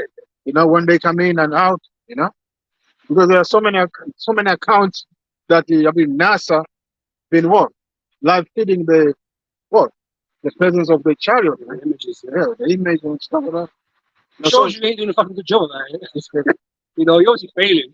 Man can't control chariots coming in and out of airspace. Man, like, we don't know what to do about it. We need to do some investigation and shit. That's why you're talking about it, because you're trying to mitigate the fact it's the return of the Lord and His angels are about, man. You're trying to make it sound like it's little green men or some shit because you put it in the movies like that. You know, you're trying to mitigate the fact that the Lord is here. really, amongst us. You know, the angels are here amongst us, man, preparing. You know, but there's nothing you can do to stop it. It's just, it's all vanity, Yeah, man. we are the angel. Actually, is it? Part of that. Yeah, we are the angel. And the angels called us brethren. Yeah, because we left You know? our natural world. Natural state. Yeah, so we are on the earth, man, but Because remember, we was all die born like in the men. spirit before we was here placed in bodies. we die like men. These bodies are nothing but vessels that we go around in on the earth. That's all they are, man. You know, they're temporary vessels, they're temporary bodies. Really, you know. As I say, the angel said what? I believe in Revelation said what? I mean, don't bow down to me. Yeah, I mean, I'm like you, kind of. yeah, I'm just a servant like you. You know, you know, it's a reverend. yes, man. You know, so you know we're like them, but we're just in a different form here. You know, we don't have the power we have in the spiritual realm here. You know, we're supposed to be living somewhat mundane lives, but we have, you know, the vessel, the glory of the spiritual, sorry, the heavenly celestial vessel. It differs from the one from the terrestrial. Different things, because the angels, they can't enjoy the things that we enjoy here on earth, like, you know, food and wine and, you know, tasting things and having progeny, sons. They don't have children, so they can never have experience the joy of having something in the image of themselves, like the Most High does with His Son and us. And that kind of thing. They don't get to experience those kinds of things, so it's different, right? But in this new body that we're going to have, we're going to experience the best of both worlds. You know, we're gonna have all that power. We're gonna have the ability to taste and to smell and, you know, whatever, man. Because tempered, man. Yeah, the smell is tempered. that's right. I'm not saying the angels can't smell. I'm just saying, like, there's things that this body can do that the angels can't do. But they don't have physical flesh and bones and organs and things like that. They don't need to fish and shit or nothing like that. Even though that's not a glory unto man. It's kind of a hindrance. It's a bit annoying. But it's a necessary thing for this vessel to do. It needs to excrete. So yeah, there you go. But yeah, there's different honors, different levels, man. But we're gonna have the best of both worlds in the kingdom. So we got that to look forward to. As good as only say, who shall change our vile body, that it may be fashioned like unto his glorious body? We're gonna be fashioned like the Lord. The Lord got His glory now, in His body, in His power, right? And He's gonna receive His throne when He returns, and we're gonna be made and fashioned like Him. You know, obviously it's different in power levels, obviously, but we're gonna have the power, you know, to do things. According to the working whereby he is able even to subdue all things unto himself. Right? That's the type of power we're gonna have to subdue. That's why we're gonna be given that rod of iron to subdue nations. Look, that's where, you know, it's just a representative of rulership, right? And the iron represents the severity, the harshness of that rulership. You know, we ain't gonna need a rod to keep people in rule, but we got power anyway. You know what I'm saying? It just represents the harsh rulership that we're gonna have over the nations, at least for the first 1,000 years. You know, while we're handing out punishment. You know, because after 1,000 years, we ain't have to be ruling like that. Because you nation should be in order by then, right? You should know the deal, right? And we're just gonna you're gonna go back to your lands. We're gonna deal with you like business. We're gonna do business. You know, you're gonna grow and farm your lands, and you're gonna bring us stuff to your lands, and, you know, we're gonna take it, and, you know, you're gonna be thankful that we took it. You know, Yeah, you have to thank you. You're gonna thank us for taking it. But it's the Most High. It's the Most High, and it's been given unto us today. So we're gonna praise the Most High for it. You know, as we should do. All right. But these things are gonna be done on the nations because they're gonna know what time it is, man. They're gonna understand the order of things and their place in the world. And they're gonna live good lives. It's not like they're not, but they're gonna understand the levels of hierarchy and power, man. Okay, and treat things with the proper respect. You know, everyone gonna know how to serve Most High in that time, man. Yep. In a light way. Yeah, all these nations are gonna bow down and praise the Heavenly Father, man. They're not gonna bow down to no stone or no wood or nothing like that. When they pray, they're gonna pray to the Heavenly Father, man. When they offer sacrifice, they're gonna offer it to the Heavenly Father. Right, so there's no mistake. Okay? Because if they don't, there's no rain. You know what I mean? Things like that happen. You know, you'll get judged, and, you know, you give your glory to another man. The Lord gonna judge you. Put you straight. Well, we're gonna do that. That's what we're here for. Lord, you know, you're gonna know about it. No, you worship idols, we don't know about it, man. You put man to death. That's what the judgment is. You know, what you said. Yeah, I was trying to say, like, I mean, because most of these civilizations, they know about Moshiach, man, the power of the Israelites. But it's only Esau come, I mean, when he comes to his prayer, I mean, to his power, that's when he changed everything. You know, he tried to uh, put things that they are not like, you know, try to defend Moshiach, man, you know, and push his idols up. Yeah, And making his you like witchcraft. making you like he got no power, Yeah. like he's not real, or he can, because he's so proud, right? He's got technology that can manipulate certain things, showing that he's stronger. Mm. You know, or I can figure out wind patterns, and you know, just things he does. Like he tries to undermine the Heavenly Father with his technology, right? To make you believe it that he mighty. You know, but he can't. He ain't on a level really. You know, and that's what it looks like. Gao Shai got to demonstrate to him just how small he is. You know.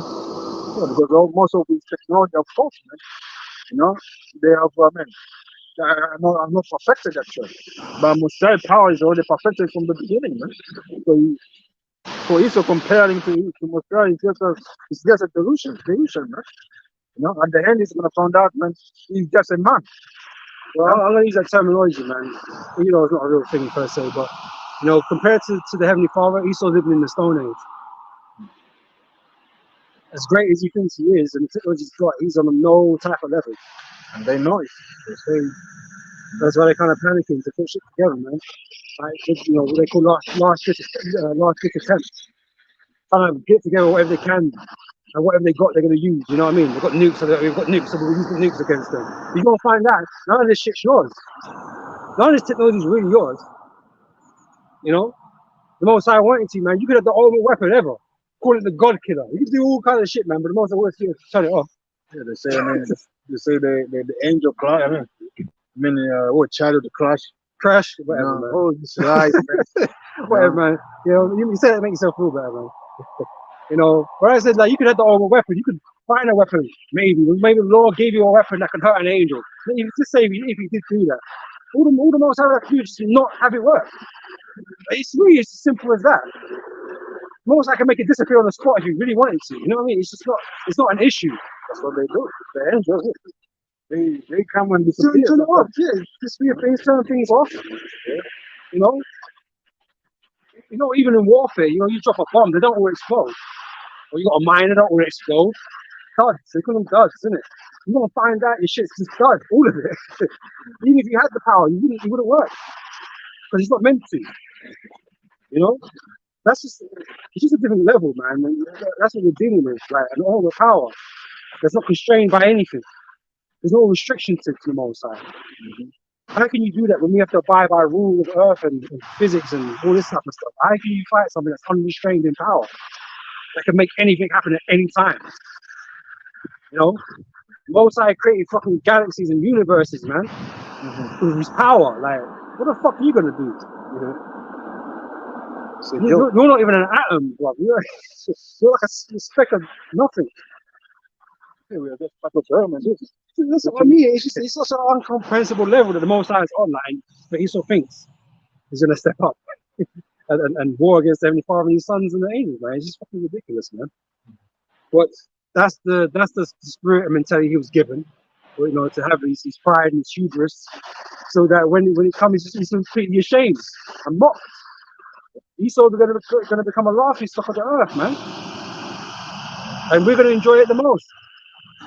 the principle. It's the book of Psalms 147 and 5. Great is our Lord and of great power. His understanding is infinite. Infinite, Doris. Come on, man. I can tell you the goo. It's the atomized. You know what I mean? It's just ridiculous, man. Esau believes it. He believes in himself so much. You know? He ain't even been to the spiritual realm. You know, he can't even get there. Like, what's he thinking? It's the Most High, though. You know, Most High's having fun with him, man. You know, setting him up, sitting out there when he's left outside, talking shit in his ear. You know what I mean? Gassing him up. You know, just so the team can have a good laugh at it. You know what I mean? Man, gonna get shits and giggles out of Esau, man. We all are. Because we're gonna catch him with a large hand, man. That man is just a Yeah, bro. put him in the left, he's gonna catch him in the light, man. Yeah, And man. that's gonna be light off, man. It's gonna be dreadful. You know. And it just shows you if you get the cat from Ezra, the Lord, time with the chariots. You flew up on the mountain. Oh yeah. 9, isn't it? It's just going to show you how unfair it is. It's really super one-sided. It's not even close. Right? You are going to be embarrassed. All this pride and all this reference that you put your pride in, you're going to be embarrassed by it, man. It's going to be looking feeble. Right? Second Ezra, this book of Second Ezra 13, I'm starting from 1. I started from 2. And lo, there arose a wind from the sea that it moved all the web thereof. And I beheld, and lo, that man was strong with the sound of heaven. And when he turned his countenance to look, all the things trembled that were seen under him. So that man with the thousands of heaven is the Lord, Yahweh Shai. For the Most High is sending his son to take over the earth. Right? And the Lord's coming with his army. Okay, as you read in Revelation. Right? It's coming with the host of the heavens, man. Right? Beings of immense power. You know? Incredible power. And you're gonna send your little, your fighter jets and that to fight angels. Things made of metal. Like metal can destroy metal. But an angel could just end everything, man. End planets. Okay, but this is what you're gonna face the Lord with, man. It's inferior. You know?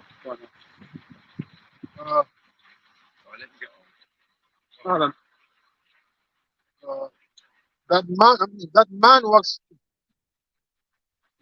strong with the sound of heaven, and when he turned his countenance to look, all the things trembled that were seen under him. Yeah, but the Lord got an austere countenance to himself, man. You think the Lord gonna come smiling? You think he's coming to greet the world? He's got his arms out like the statue in Brazil. His arms are just out, ready to embrace him. But no, he ain't coming to embrace you, man. He ain't coming to embrace you, man. You gotta give me that fucking look. You know when the father gives that child a look, and the child just knows, he's about to get fucked up. Right? He gonna look at you, man, like your food, man, that you gotta be destroyed. Right? He's coming with wrath of the Heavenly Father. It says that in Revelation, right? The Almighty power. Right? Coming to tread the winepress, man. He's coming in with a serious countenance, man, to destroy you. He's the same one as well who came in the time of Egypt. You know? Yeah. He's not all the children to death. Yeah, it was not at the age of death. Firstborn death to death. All the children, all the firstborn. The firstborn of all creatures, man. Yeah. No, he was not at the age of death, man. No, so when he go through the land of Egypt, every Egyptian were what? Were in mourning, man. Crying. Because the Lord destroyed their firstborn. The same thing that's what the Lord is gonna come to do, man. He's gonna come to bring death on the earth when he comes, man. Seriousness. War. Right? And war is serious. Right? Because in the account of Egypt, right? In the Apocalypse, it tells you his almighty word leapt down from heaven. I think that's what it says, right? Roughly paraphrasing, right? So what spirit do you think that was? Who's the word? Yahweh Shai, the one who you call Jesus Christ. Yeah, he come and murdered the firstborn of all creatures in Egypt. Had bare mothers and fathers crying. This is your so-called Jesus Christ who loves everybody, man. You don't know the Lord, but you're gonna get to know him. That's the beautiful thing about it. You're gonna get to know the Lord, man, and you're gonna have a different opinion about him. All right? You're gonna see him as we see him. But we obviously gonna see him favorably because he's for us, man. And he's against you. You're his enemy. All right? But you're gonna see him as for what he is, a power in the earth, man, a serious power. A balanced power, a just power. He ain't letting everything go, man. Like you made Jesus Christ, like he gonna forgive everybody. He ain't forgiving Esau, right? He ain't forgiving these nations. They're all going to receive judgment, man. And Yahushua is happy to administer that judgment. He ain't going to feel bad for it. He didn't feel bad for it in Egypt. He did what he was told to do. He said, I come to do the will of my father. You think that's not what he was doing then? He took delight in doing the will of his father. So when he comes to destroy the peoples of earth, man, he's going to take great delight in it. Even his anger is up there, man, with the Most High's. Ready. Even the Lord said, what would it, if my fire would be kindled, man? The Lord was already pissed off when he was here. But it wasn't time for him to destroy a bunch of people. He had to go back. He had to, make his sacrifice for us. But when he comes back now, he gonna vent. He gonna fucking vent, man. So he became humble in that time, for the sake of the nation of Israel, man. That's it. For the sins of our people, man. But this time is gonna come as well, as a lion, the Lion of Judah, conquering Lion of Judah. That's right. I mean, what the lion do, man? Lion devour, man. Tear at once. Yeah, tear at once. He's going to travail like a. Yeah. Yeah. Is he there somewhere? Yeah, I see. Oh. This is the book of Isaiah 42 and the 14. Oh, nice scripture. I said from 13. So the Lord shall go forth as a mighty man. He shall stir up jeers like a man of war. He shall cry, yeah, lo. He shall prevail against his enemies. He'll prevail against his enemies, man. That's how we go back to read it. What he's going to do to his armies as well. Yeah. He's going to prevail. The scripture saying also Israel should do valiantly. Because we're tools, we're weapons of war too. And with a battle axe of the Heavenly Father, I said, we've actually going to smite nations, man. Refresh them. We're going to make a new sharp, fresh instrument. Right? So we're going to do well. It's going to be a cakewalk. It goes on to say, I have long time holding my peace. I have been still and refrained myself. Right? So the Lord's been reserved, man. He's been holding himself back. He's been suffering what's been going on and what he endured and everything, man. He's been suffering. Just like the Most High been suffering. So he can't wait to get the opportunity. And you think when the Most High gives the green light to go, it's going to be lightning quick, man. You're going to jump down, man. Leap down like you did in Egypt. You're going to leap down, man.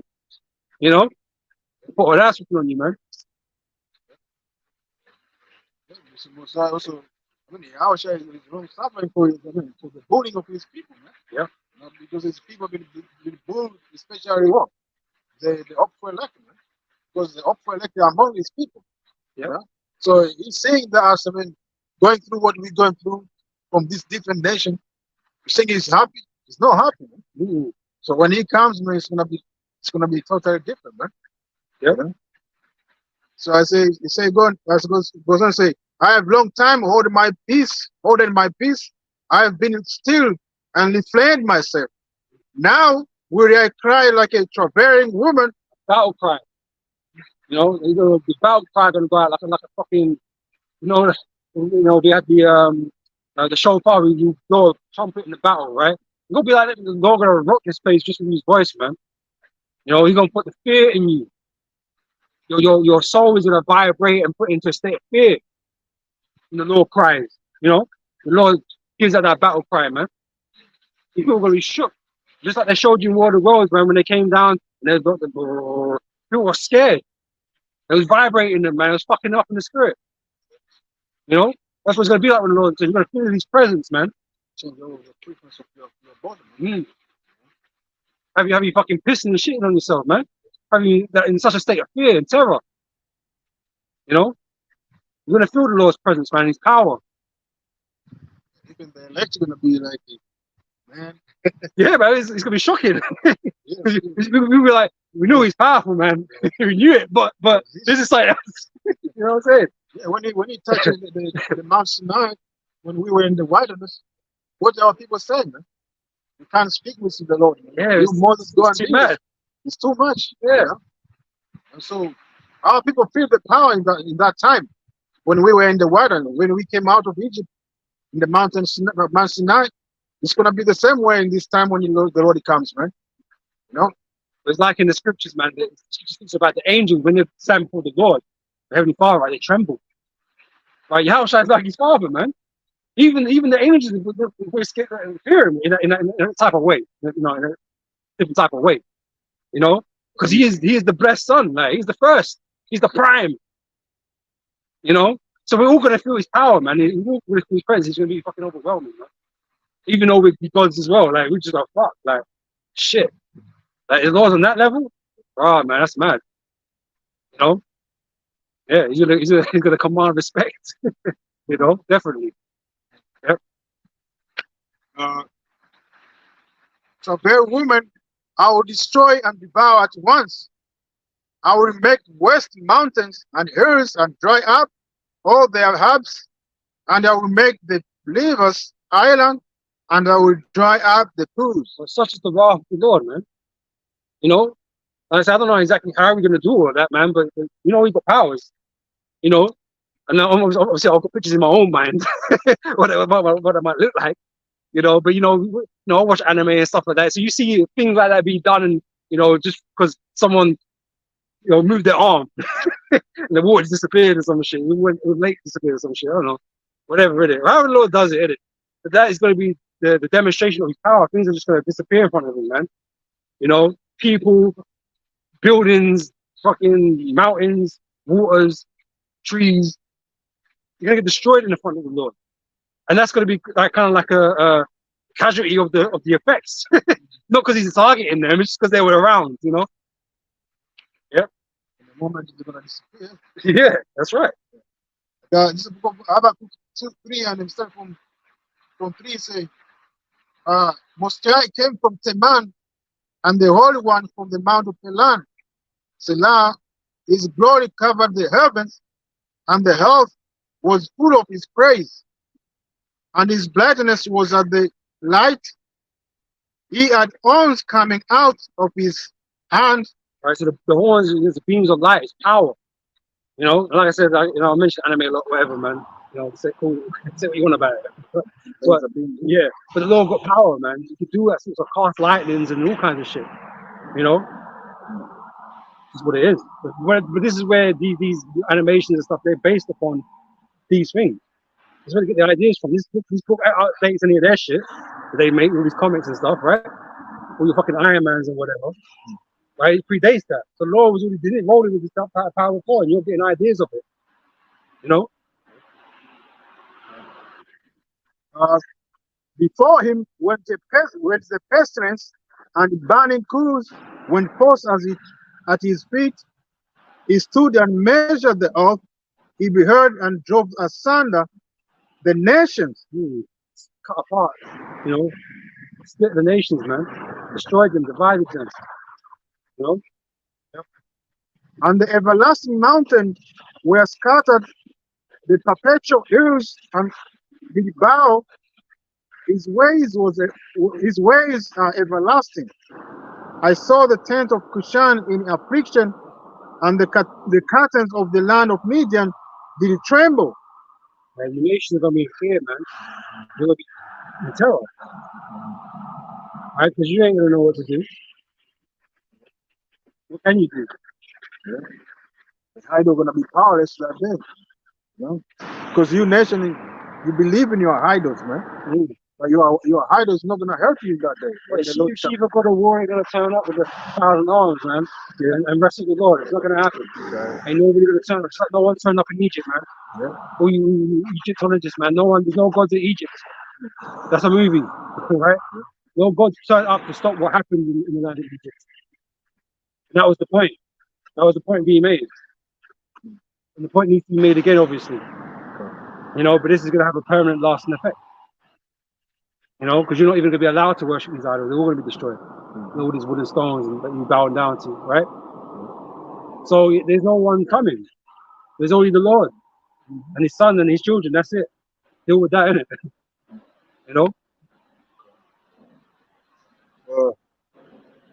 As it goes on to say, I saw the tent of Cushan in affliction, and the curtains of the land of Midian did it tremble. Was the Lord displeased against the believers?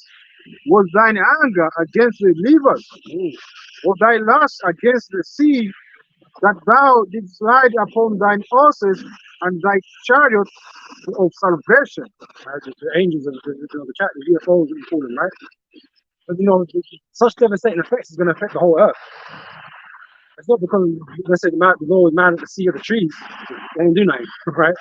But they're going to be casualties of war, so to speak, collateral damage. You know, they call it in warfare, right? These things will be like collateral damage because it could be replaced and renewed, so it's not a big deal, you know. But these things are going to happen because the Lord is going to demonstrate His great power, man. And great power is hard to contain on the planet. You know, those things are going to get affected by it, you know.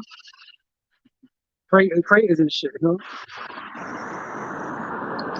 Because honestly, new terraforming the Earth is looking different. You know? Thy bow was made quiet naked, according to the host of the tribes, even thy words. Selah, thou didst grieve the earth with rivers. Make the earth dry. See that.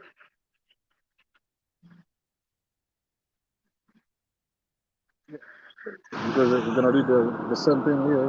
Yeah. This is the book of 2nd Ezra 13 and the 4. Yeah. And whensoever the voice went out of his mouth, all they band that heard his voice, like as the earth fears when it fears the fire. And after this I beheld, and lo, there was gathered together a multitude of men out of number from the four winds of the heaven to subdue the man that came out of the sea. Right. So you know the world's armies, because you know it's an essential threat to the earth. Right. All nations that are left that have armies are going to come and fight. The Lord's going to take on everybody at once. You know, just to demonstrate His power, essentially, right? Because all you nations from that one encounter is going to know that there's no hope. Right? All your mighty men are now destroyed with God. So what else? What's everyone else would do? All right. So yeah, the armies of the earth are going to come and rise themselves against the Lord and have that war in heaven that the Scripture speaks about. They ain't talking about Satan, like the spiritual demon Satan fighting in the heavens and the Most High kicking him out of heaven and casting him down into the ground, into hell or whatever. That's not what it's talking about, man. He's Satan and these angels are speaking about his armies, man. You know, and that. What I say? This is Yeah, can't. All right, and they're gonna fight the Lord in the air, which is the first heaven, which we spoke about earlier. Right, and fight is a bit of a generous term, so they're not really gonna proper fight. Right, they're actually going to die. You know, to face the Lord to die. That's what's gonna happen. You know, but you know, dramatic effect, becoming out of power. You know what I mean? So you know. to subdue the man that came out of the sea. But I beheld, and lo, he had graved himself a great mountain, and flew up upon it. But that's the Lord's chariot, man. He's riding on a large chariot. Okay, and the brother mentioned the NASA feeds and stuff, right? There's been recordings of images that are bigger than the Earth and stuff like that, man. So, you know, anything's possible, right? But this is why he sort of shows it in these movies like Independence Day. You know, with massive chariot, you got smaller ones, but you got what they call the mothership. You know, we roll with the fathership, you know. And how is I going to be in that? Right? And it's going to scare people, obviously. Like, what the fuck is this? Like, when you look up, you can't see the end. That's what Edges speaks. What he said. He couldn't see the end of the chariot. It's that big, you know. But I would have seen the legion or press whereout the heel was graven, and I could not. And after this I beheld, and lo, all they which were gathered together to subdue him were so afraid, and yet does fight. They were afraid because they knew what they were looking at, man. They knew like what we're looking at right now is is power, like real power, right? And I've got this, you know, I don't know what these planes are called, F-15 or I don't know, whatever, you know. Yeah, with the missiles and the machine guns and all that kind of stuff. They got metal and stuff, right? And they're just looking very under equipped, like how a man was feeling in Afghanistan, under equipped, right? To deal with all the fucking IEDs and shit, right? They're gonna feel very inadequate, impotent in the face of the angels and the Lord. And they're gonna be afraid, naturally. Right? Like I said, that spirit that's gonna change in people because the Lord's presence is gonna fuck them up. Just his presence is gonna fuck them up. Right? But the Most High hardened their heart, like he hardened Pharaoh's heart, right? To come and get themselves destroyed. To show the world how insignificant you are, how powerless you are, how insignificant you are, man. That's what's being done here, to prove the point. You know? And after this I beheld, and lo, all they which were gathered together to subdue him were so afraid, and yet does fight.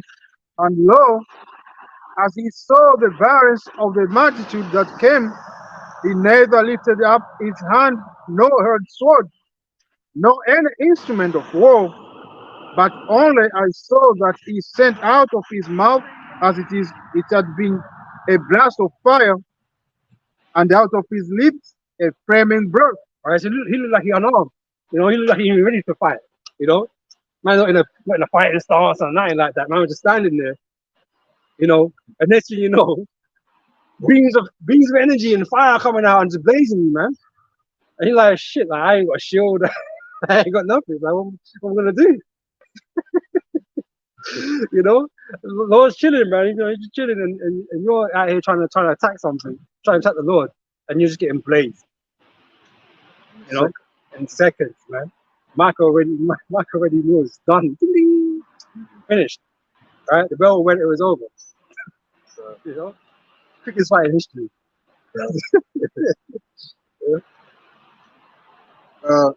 And only I saw that he sent out of his mouth, as it has been a blast of fire, and out of his lips a flaming breath, and out of his tongue he cast out sparks and tempests, and they were all mixed together, the blast of fire, the flaming breath, and the great tempest. And I was gonna say, you know, with the part about the sparks and tempest, it makes it sound violent, man. That's the image I get when I hear sparks and tempest, because they're quite tumultuous and crazy, right? Fire is destructive, but it's in a way it's kind of elegant in a way. I like fire, you know, watching it's cool. But sparks and tempest make it sound violent, like very forceful and powerful, right? It's just when you put all that stuff together, it's like, what the fuck am I even reading? Like, you can't even really picture that properly. But I just know it's violent. I just know it's dreadful, you know? Yeah, overwhelming power. You know? The flaming breath and the great tempest and fell with violence. With the violence, right? That's what the Lord coming with violence. You're not coming to hand daffodils. I would keep saying this. Yeah? Fell with violence upon the multitude which was prepared to fight, and he bound them up everyone, so that upon a sudden of an innumerable multitude nothing was to be perceived but only dust and the smell of smoke. When I saw this, I was afraid. Even the prophet was afraid, man. Even the angel was afraid when he saw that. It's like, shit. Because he never seen nothing like that. Because obviously he's looking far into the future. Like, them man are still fighting with swords and shields and stuff like that. So when he saw that, it's like, raw, like, what the hell? You know? And, oh, shit, what was I going to say, man? They didn't even get to let off anything, man. They come to fight the Lord, but they didn't get to let off nothing. They didn't get to throw a punch in the fight. You know? They tickled, you know? And he was displeased. Yeah? Yeah. That's why he let the fire come down, you know? And that's what it's going to do, actually. You know? But you're not even going to throw a punch in the fight, man. You're just going to get wiped out. Like, literally. It's one side. It's one side beating, no? Yeah, man, severely. You know? And like I said, it's just going to set the tone for the rest of it, man. So when the Lord's finished with your armies, everyone's just gonna be looking at like what the. That's why you should go into slavery. That's what's gonna happen. You know, and if you're trying to run, you might die in the process of running or whatever. I don't know. But you're just going into slavery. There's not going to be no resistance. How are you going to resist? Oh, you already know what time it is, man. You just you might as well just accept the fate, because you're gonna bring to mind everything the prophets were saying about this time right now and what's going to happen in this time. What's the point of fighting? You just met God. You just met the Son of God, man. And you just met the angels, man. You just like, damn, man, this is a different type of day. It's never happened before, isn't it? This type of day has never happened before. That's why it's going to outshine the salvation that occurred in Egypt, because it's going to be on some another type of level. Egypt is just one location in the earth. This is going to be going on globally, man. The whole world is going to see this firsthand. Immediately they're going to know about this. It'll be the first time people can have contact with angels and all that type of stuff. It's going to blow their little minds. You know what I'm saying? It's going to be a different type of day, man. Revelation 1 and 7, which leads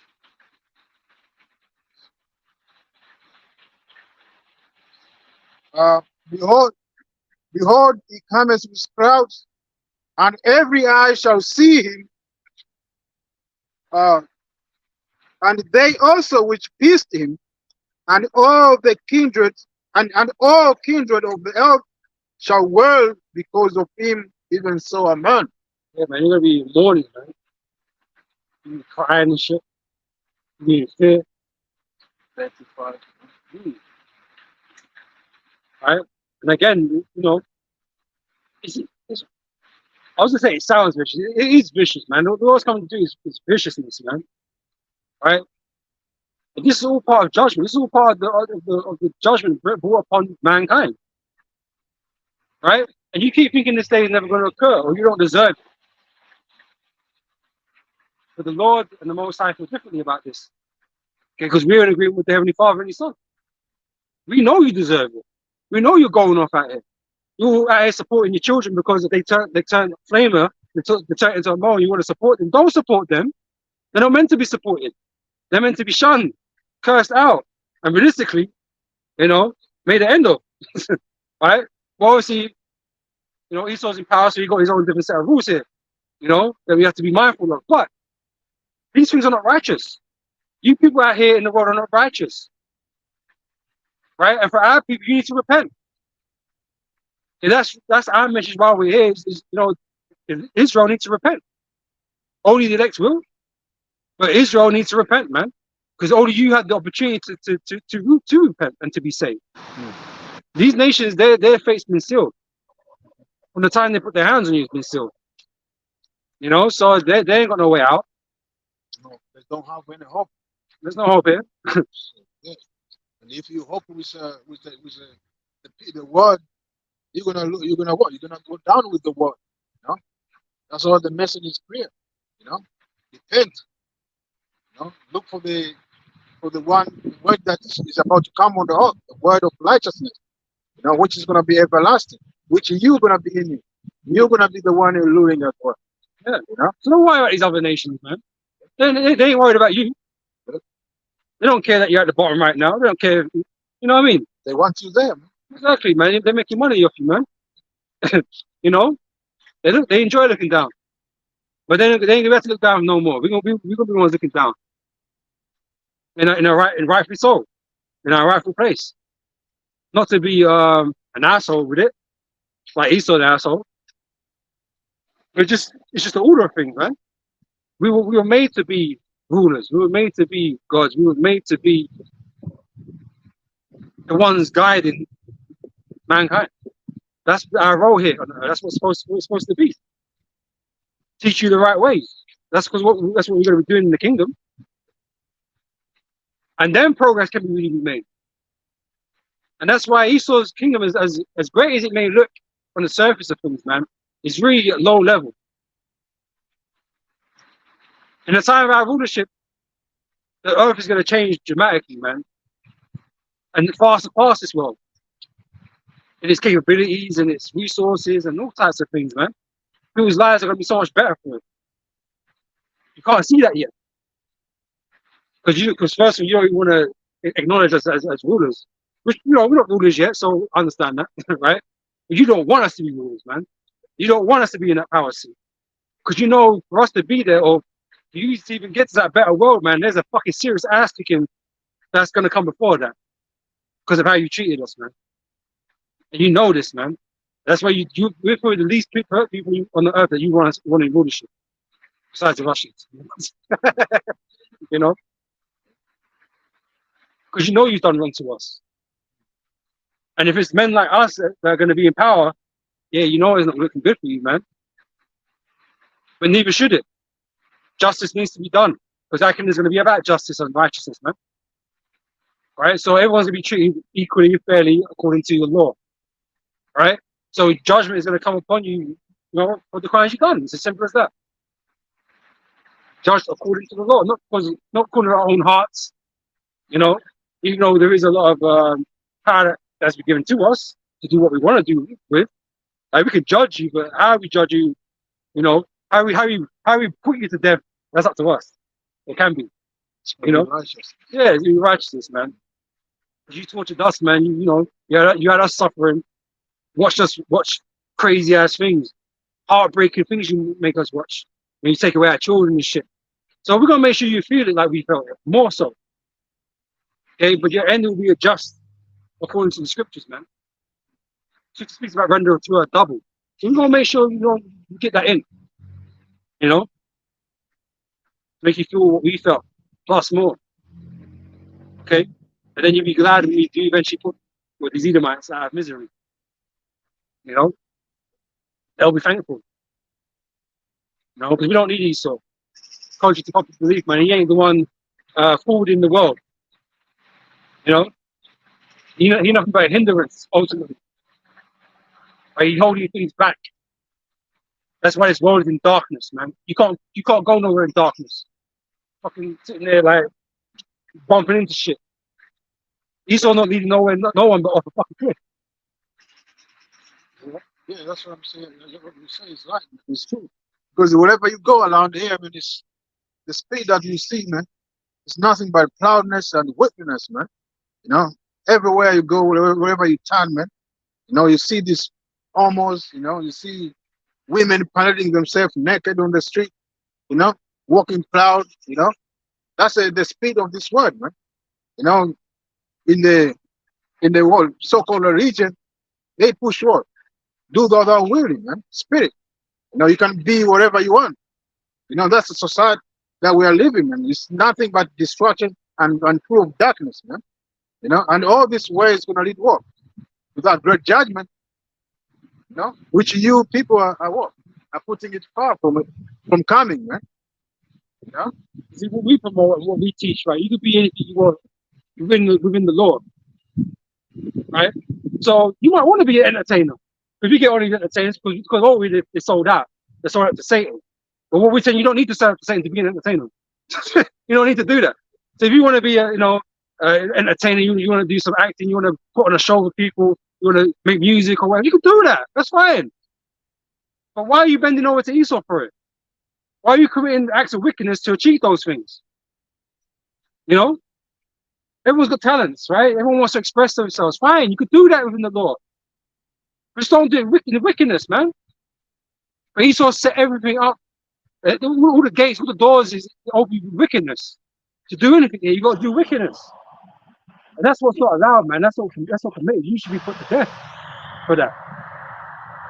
That's why you're becoming the flamers and all that kind of stuff, man. Because you're giving up to Esau and Satan, right? You want to make music in the kingdom? That's your thing. You got that talent for it? Fine. David was a psalmist, man. You know, made music, made a bunch of songs. All of them praising the Heavenly Father, though, man. It was a righteous thing. You know, now I'm trapping about, I've got bitches, I've got chains and all this shit. You know, sell drugs in the blood. That's madness. You know, we ain't got none of that shit in the kingdom, man. Fucking rapping about drugs and shit, man. We're gonna You be know, praising Most High. That's all it shooting is. people and whatever. In the kingdom, we're gonna be praising Most High. Yeah. You know, which we are supposed to do even now, as the brother said, man. You know, now you may do whatever you do, as the Bible says, use the word, but don't abuse it. Don't abuse it. You know, so we are in the world. We need to survive. No, you have to. You see, if it's your job, woman, to do music, do it. You know. And then just on a side note, man, I'm speaking about when we're in the kingdom, right? Because right now you got a bunch of Israelites thinking that that's their time to do this shit now. They should be teaching the word. You know, our job right now is to teach His word, not to do music videos and MTV Crib and shit. You know, we're here to put the word out. You know, we're gonna have our time and you know, there's a time and place for things, man. Like Ecclesiastes say, right? There's a time and place for things, right? Now is not that time. Okay, right now we're preparing our people, looking for the elect, teaching the truth, man, and condemning this place. You know, not here in the spirit of mirth, right? Because you want to have fun, because you want to live the life of these rappers that are here in the world today. You want to act just like them and look like them and, you know, have the same mannerisms as them. But they're motherfucking wicked, man. Why you want to imitate them? You know? So in the kingdom, you know, even amongst other nations, they've got, you know, talents for different things, man. Do those things, innit? As long as it's within the confines of the law. You know? There's nothing wrong with that. But there's something wrong with this world. And what this world makes you do, what you got to do to become those things in this world, man. It's a corruption. As you read earlier in Genesis, things were corrupt. This world corrupts people, man, because Esau is in rulership, and he's promoting these things and the ways to do it. Right? So we don't want no part of that, man. You shouldn't either. You know, we should be focusing on the work of the Lord, man, and getting the fuck out of here. You know, we can enjoy ourselves in the kingdom, man. It's like fuckers can't wait. You know, we got a fucking eternity of blessedness, man. These men can't wait, man. They want to act like Babylonians, man. You know, it's not time for that. Especially not for us. You know, them others ain't gonna do what they do, man. But you know, us we got work to do. Okay, as they say, work before play, right? These men want both. They want a cake and eat it, man. They want to be a prophet, but they want to be a rapper too, rapper, gangster, rapper. Well, the fuck, man. This is second Corinthians 6:14. Be ye not unequal yoke together with unbelievers. For what fellowship has righteousness with unrighteousness? Yeah. And what communion has light with darkness? Right, we're not to be like them, man. We was once like them. We have to leave being like them. We have to repent from our ways, right? And change who we were. But you guys kind of made that switch. Oh, I'm an Israelite now. We're going to teach this word. But now you want to go back to, oh, now I'm this dude as well. I'm saying, I'm both of them. Bro, you can't be both. You can't serve God and mammon. You can't be both. Right? You can't act like these fucking niggas out here and be a man of the Lord. Right? One is tainting the other. You know? This word cannot be tainted, man. You can't bring this darkness into teaching, into this word, man. They're not compatible.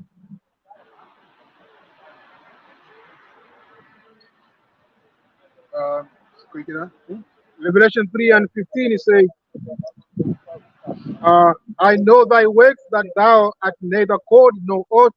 I would thou wert cold or hot. Yeah, you want to be in between, man. You want the best of both worlds. Guess what, man? Any of you that part in this world, man's being destroyed, man. The scripture speaks about if your eye offend you, man, pluck it out. You got members left in this world, man. Got limbs and legs still here. Bro, if any of them limbs get touched with the fire, man, all of you getting destroyed, man. That's what happened to Lot's wife. Yeah. You know, when Moshe told Lot to lash out from Sodom and Gomorrah. You know, Lot's wife looked back, man. You know, because he still all remember things that were in Sodom, his wealth and everything. She want to leave it behind. Yeah, everything that was there, she still remember them. She still remember the wealth and everything. She went back to get them back. But that's was wrong choice, man. And it ended up with dead, man. And that's how we come into the truth, man. Because yeah, this truth kind of like you know, it's more strict, right? Because there's a method of life we need to live, right? So there's certain things you can't outdo it. To keep you out of your flesh. Yeah, to keep you on track for what we're supposed to be doing, right? To keep you in the game, keep you focused, right? But you missed the old man that you were. You missed, oh yeah, we used to go on the block and we used to chill, we rapping and shit, we smoking the zoo, and nothing wrong with drinking alcohol, but we drinking and we smoking and shit. You missed that. You miss it. Don't fucking lie, you fucking miss it, man.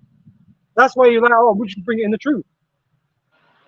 I'm gonna bring these things in the truth. Before I was an MMA, I was a fighter. Nothing wrong with fighting, but you had guys who choose to go back into the world and try and become an MMA fighter, man. Don't usually go well, right? But you got guys that are playing this middle fence thing, right? They're trying to do both at the same time. They're trying to be a goon, trying to look hard and trying to do all this shit, acting niggerish, right? But at the same time, trying to parade as a prophet, trying to parade as a man of God. But it don't fucking make any sense. You're meant to leave that man behind. That's what he's meant to do, man. And say there's nothing wrong with singing. There ain't nothing wrong with you rap, you spit a couple bars. There's nothing wrong with that, man. But when you start parading that around, that's the face of your organization. This is what we do. This is what we do. We have fun. We have parties. We have fucking rap battles and shit. We have break dance battles. We have this and that. That is not what this is about. That is not what this truth is about, man. We don't put that out there for consumption of others, man, because they get their own fucking idea, man. They start taking this word as a joke. This word ain't a joke, man. This ain't a club. We can bring your niggerish self into the truth and be the same person you was, but say I believe in the Lord, I believe in the scripture. Don't work like that, man. You gotta make fucking serious changes, man. And if you're at home in your privacy, your own home, and you want to make a fucking beat, or you want to make a fucking music or something, whatever, do what the fuck you want to do, man, because it's not against the law. But when it comes to teaching and teaching Israel, man, look, stick to the scriptures, man. Stick to the scripts, to what you're supposed to be doing. I ain't throwing gimmicks because it's going to attract people in. We're not trying to use gimmicks to bring people in. This is the fishing rod. This is the fishing rod, man. This is how we fishing men out of the world with. No fucking amusement, entertainment, This is the book of Titus 1 and 9. Holding fast the faithful word as he has been taught. As we were being taught, man. Go on. That he may be able, by sound doctrine, both to exhort and to convince the gainsayers. Right? And like I said, using different methods that it's entrapment. You motherfuckers are trying, entrap niggas because they make everything look flashy and stuff on the outside, and at the same time neglecting the realness of this truth, man. Because it's covered up by all the parades, and you're willing to stick around more. You're going through fucking some chastisement, man. So you're going through some hell, man. But it's alright because you got the fucking IUIC, giving you a birthday party or some shit. I would say, because you feel like, oh, that's easing it off. Doing all this stupid shit. I've got to stay here for that. Because you get hooked in those types of things. Because you all want camaraderie and brotherhood, and like as I say, we like linking up and having a drink and stuff, and having a brotherhood between one another, man. But you take it to a whole new level, man, and you make it about that. That's what people stay around for. Not because they have the truth. So about the flash garment, the outside appearance. That's what I mean. Make this as a jet to be attractive. Yeah. It's entrapment, man. It's a lie. It's a full sense of what it's about. Because if I was in the world, man, I'd be like, yeah, it's cool. I honestly wouldn't blame them. You know what I'm saying? They're the cool guys. They're the cool Israelites. Get yourself a wife. Man. IUIC has got a lot going on for them, man. It's just not legit. It's just not faithful. That's what it is. Now I've got more money to know what to do with. They know what to do with. So man, I'm making fucking Hollywood studios and shit, trying to make movies and stuff. Like, what's going on, man? Don't help some Israelites out, man. I don't know. it's just a big fucking charade, man. And they don't even teach you the name of the Lord, man. That's like a secret Nate holds to himself. You know, no one else know it. So I'm sure to call him Christ. You know, so he's not even teaching you right, man. But yeah, you know, he's got your undying worship to stay there and be amongst his congregation because it satisfies your needs as a man or as a person in the world, not in the truth. In the world, it suits you. That's why you're there, because it still appeals to the old man. When I was reading, Genesis, 1:14 about the name, excellent. No, I was reading when Moses asked Mosiah, what should I say? Yeah. No? So then Mosiah said, well, you need to tell me, but that's an example, like all the prophets that Mosiah I've sent them by his name. They had the name. Yeah, they have the name. So if you don't have the name, it means you are not the prophet of Mosiah. Not even sent. Yeah, not sent to teach. You know. And to me, that's like a super red flag. You know, these men don't even want to acknowledge. This is just what the shit thing about it. Like, on one hand, they'll say, "Oh, we don't really know the Hebrew, so that's why we don't like trying to communicate the name." But you've all got Hebrew name, so why can't you communicate that name then? Why can't it be said?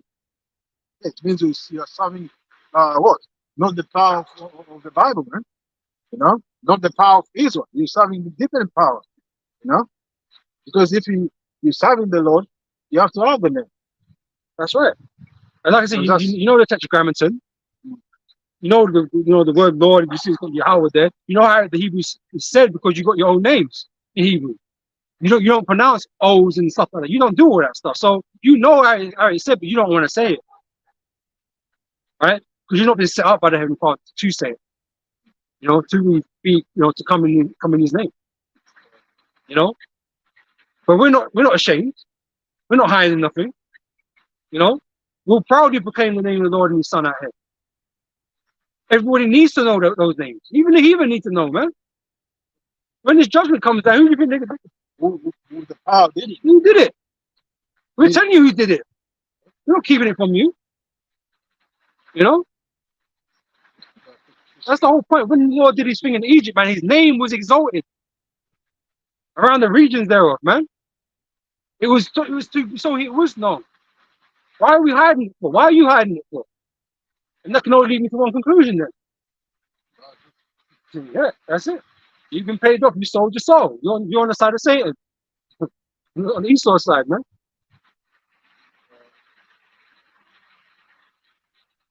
Yeah, I got a quick two of them. The one is Exodus 23 and the 13. You say what?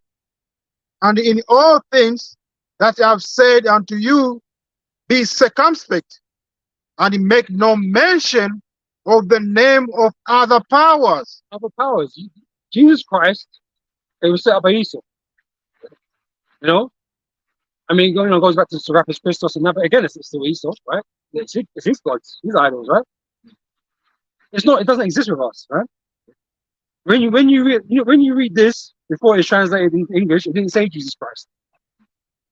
It was in Latin, right? It's Jesus, right? So why are we even using Jesus Christ? Who knows, right? Because it's some transliteration or whatever, you know. But we know the Lord is not Latin. He's not Greek. He's not Roman, right? He's Hebrew. He was given a Hebrew name. So why are we not trying to figure out what that name is? I mean, it's here. We can find it. You have to go back to the original text, right?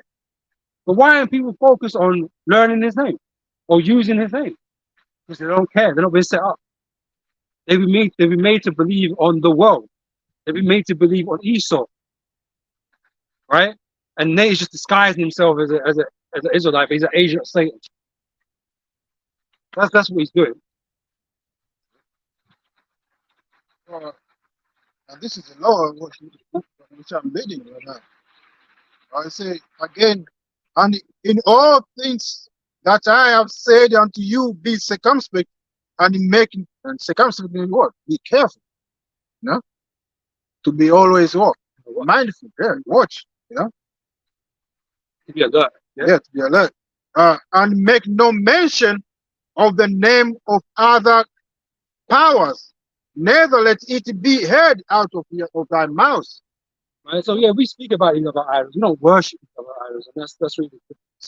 You know, because these idols are not to be worshipped. The same way creating an image, right? Because in the law it says not to create an image, right, and to worship them, right? It's not the image of the creating of the image which is the bad thing. That's not what's against the law. Because otherwise, how would we have made the Ark of the Covenant with the angels and that kind of stuff, right? We have to make them images, right? But it wasn't to bow down to. That's why the angel told you not to bow down, because they're not the image of the Lord, right? Per se, right? We're always to worship the Heavenly Father. And on top of that, in making the ark, the ark of Mosiah did what? He gives that knowledge to certain people. Yeah, he gave them instructions. Yes, so he gives the instructions, the knowledge how to make those patterns of those. Things that Mosiah wanted to be created. You know, it's not like everyone have that. So it's like you can have a talent, you may use your talent. You know, carpentry or whatever. Because that's what they were. That's all these people were. They were carpenters and things like that. They made these things, man. But things got a bit out of hand. The Bible tells you the story of how idols came into being. You know, the death of the son and all this kind of business, and eventually they were worshipped everywhere. And before it was just, like how people go to people's graves today. You know, every year or when the anniversary comes up, they go to the grave and they put down flowers or whatever. It was kind of like that, right? People would go worship or go visit their son, whatever, right? But it became like a tradition of a village to go do that. Like if a head died, they would go down and visit or whatever. But eventually that became like a worship. So all these things they started creating, they became items of worship, man, and they spread it beyond regions and that because they would travel and stuff and wanted to keep it with them. So idols propagated throughout the earth, but it was just a man, just a person. They weren't meant to be worshipped, right? But it wasn't the actual carving itself was a bad thing. It was just a worship, you know. So yeah, it's the same with mentioning these other gods. You don't mention them in terms of like you bow down and pray to it. Because the idols don't exist. Your praise and your adulation, your prayer should come to me. I'm the Heavenly Father. I'm the creator of the heavens and the earth. Why are you giving someone else my glory? That's the sin. That's the transgression. All right. So yeah, we might talk about Krishna, Allah, and these other idiots, right? For these religions, right? But it's not to worship them because we ain't nothing good to say about them anyway. You know, but it's just to show you and prove something, prove a point. You know, to warn our people from not doing those things, man. Yeah. To go bow down to those powers. Because even the idols mentioned in the scriptures, don't follow after Baal. What's wrong with that? So it's not purely the mentioning, but the worship of them. You know, so there's an understanding on that. The people get upset when you got the image of the Lord up there. Yeah, but it's not an image you bow down to.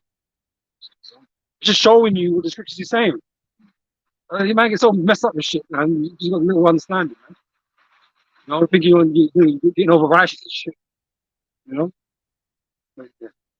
This is the book of Exodus 3 and 13. And Moses said unto Mosiah, Behold, when I come unto the children of Israel, and shall say unto them, The power of your fathers has sent me unto you, and they shall say to me, What is his name? What shall I say unto them? Yeah, who is his power you're talking about? Right? Because obviously they understand powers, but yeah, our ancestors, but they had the God. So what's his God's name? Because they've been in Egypt. They already know about the Egyptian gods. So what power are you talking about? Because obviously there has to be a differentiation. The Most High is not merely a God. Like he's one of the gods that exist in the world. Like he's the only God. He ain't here because this is what the Muslims do. They picked the God out the many gods that they had at the time. I picked the God, and that God was Allah. That's what they did. Right? Most High is not merely a God that was picked out of Egypt. It wasn't that, right? Most High is the God, the Most High, with a capital D, right? He's the Most High, right? He is the God of our fathers, right? And he's greater than these so-called gods of Egypt, which are just idols, right? And that's what he was going to demonstrate to them, right? So it's important for us to know who that power is, so we can say oh, this Osiris did it, or whatever. You know, so there has to be a differentiation between these so-called gods and the Most High, because the Most High is the God. You know? Yeah. As the son say, and Mosiah said unto Moses, I am that I am, and he said, thou shalt thou say unto the children of Israel, I am has sent me unto you. Yeah, that's what Yahweh means. He is. He to be. Right? He, you know, he's all things. Right? That's what he is. I am. I am. He's everything. You know. So that's what Moses relayed to the children of Israel. You know. Yep.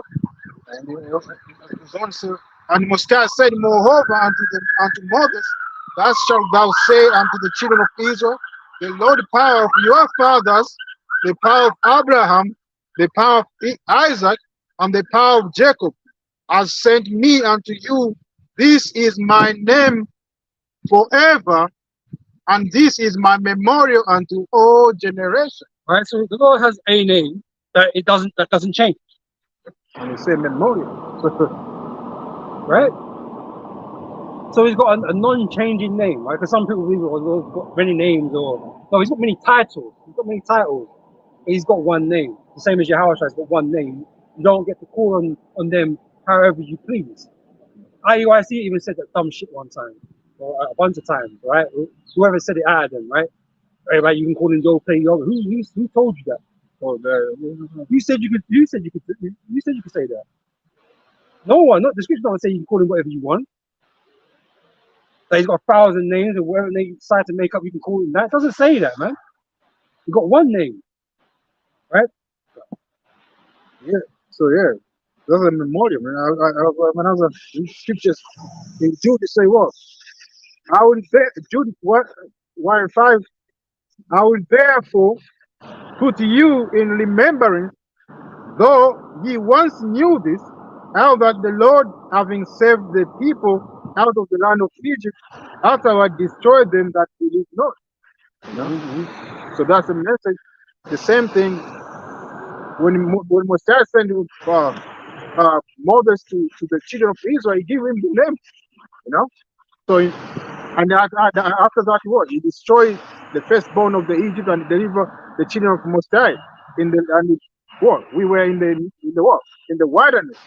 You know, in the wilderness, there are some unbelievers rise up, and Mosiah did what?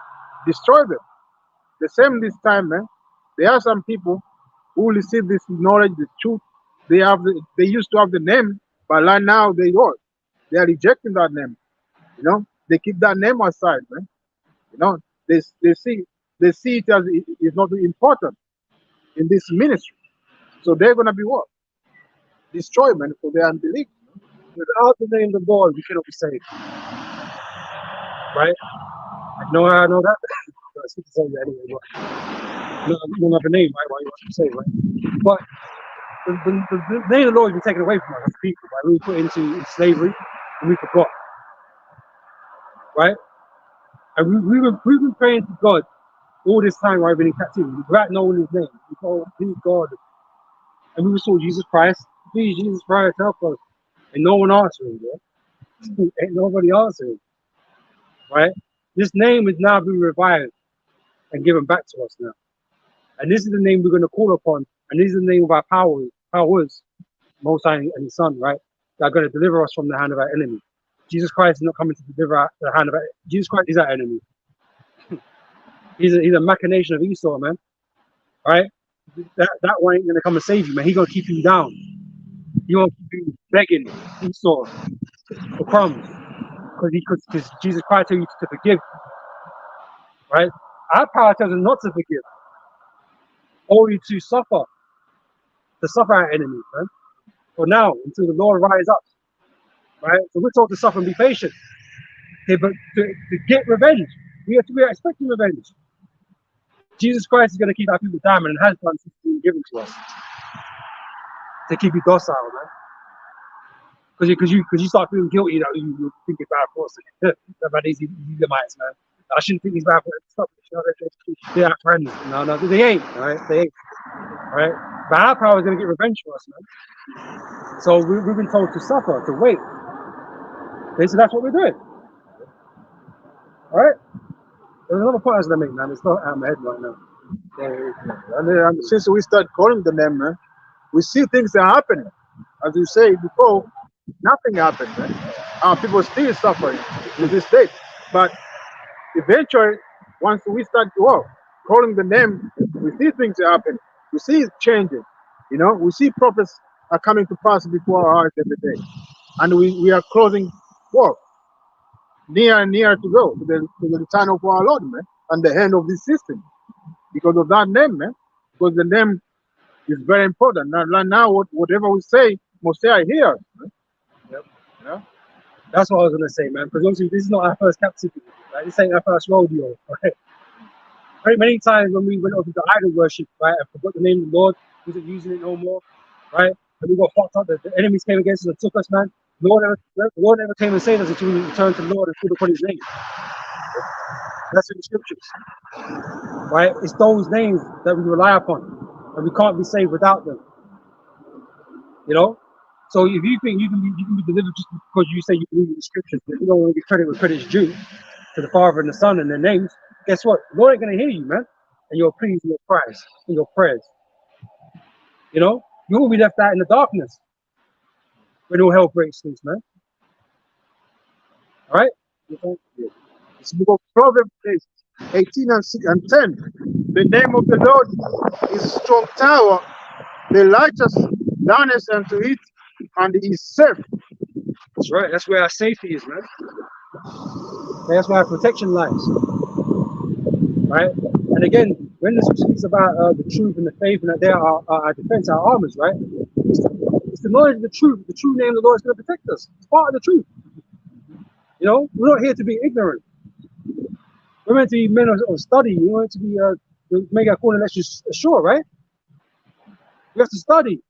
We have to seek out things, right? So how is it like all this stuff about the scripture? We don't know the name of the Lord though. The Spirit of the Lord's working with the Israelites, but we don't know the name. How does that make any sense? And the first thing Moses knew was the name. The first thing he knew. Before he knew anything, before the Lord broke down to him times past, times present, times future, the Lord gave him his name. And he believed. He believed in the name. He believed in the power. Right? How is it we can come so far with all this knowledge that we've got, but we don't know the name? It doesn't make any sense. Your faith, however, or your lack of faith, makes a lot of sense. You just don't believe me, or anymore because you used to, right? They used to believe in the name, but you lack faith now. You lost it. And those, we should say, those without faith are not pleasing to the Heavenly Father. Rough paraphrase, it's impossible to please the Heavenly Father without faith, right? Without faith, it's impossible to please Him. So you and your congregation, they don't look good for you, man. That's why we urge, brothers that are in there that might be of elect, man, get out of there. Because Nate ain't gonna lead you to anywhere good. He got you confused, man. Got you chasing shadows and shit. And when the time comes, man, you're gonna become a nuclear shadow, man. Not even they got blown up with a nuclear weapon. They left like a permanent shadow. My head on the wall. You become a permanent shadow. But hey, I'm lying because they're not going to be able to stand up anyway. All America's going to be destroyed. You've been nothing to impose yourself on it. Yeah, it's a joke, isn't it? It's a joke. But yeah, man, you need to get out of there, man. If you have any shred of integrity or belief in Yahweh Hashem, you believe in this word, man, you need to get out of there. Because they ain't telling you the truth, man. They're hiding shit. They ain't telling you the whole truth. And a little leaven is the whole lump. So yeah. The name is very important, and regarding the time that we're in, man. So we are approaching the danger time, man. The time of evil as has never been before. You're expecting the worst, in the near future, man. So if you don't have protection, it's gonna be bad for you, man. And that protection comes with a name, man. Because if you call Jesus Christ, stuff like that, It's not gonna be there to help me because Jesus Christ is just a voice, man. Well, Nothing. you read the vain Lord is a strong tower, right? And the faith and all the truth is our armor, our protection, right? But the armor that they possess is thin. They're missing the integrity of the name of the Lord, the strong tower, right? They're missing them. So when this adversity comes, when the MOTV gets put out there, because they're not being taught correctly, the pressure's going to be on them, man, and they're going to find it very difficult to withstand. Their armor's going to break apart and be pierced by the darts of the devil, you know? That the scripture speaks about, right? You're not properly protected. And we're warning you. We're trying to, get right those of you that can get it, you know? But if you don't want to hear, guess what? You're going to become a victim to Esau, man. Same with the other camp. You know, a lot of the armors in thinner. You know, they got parts of the truth, but they ain't got the whole truth. You know? Yeah.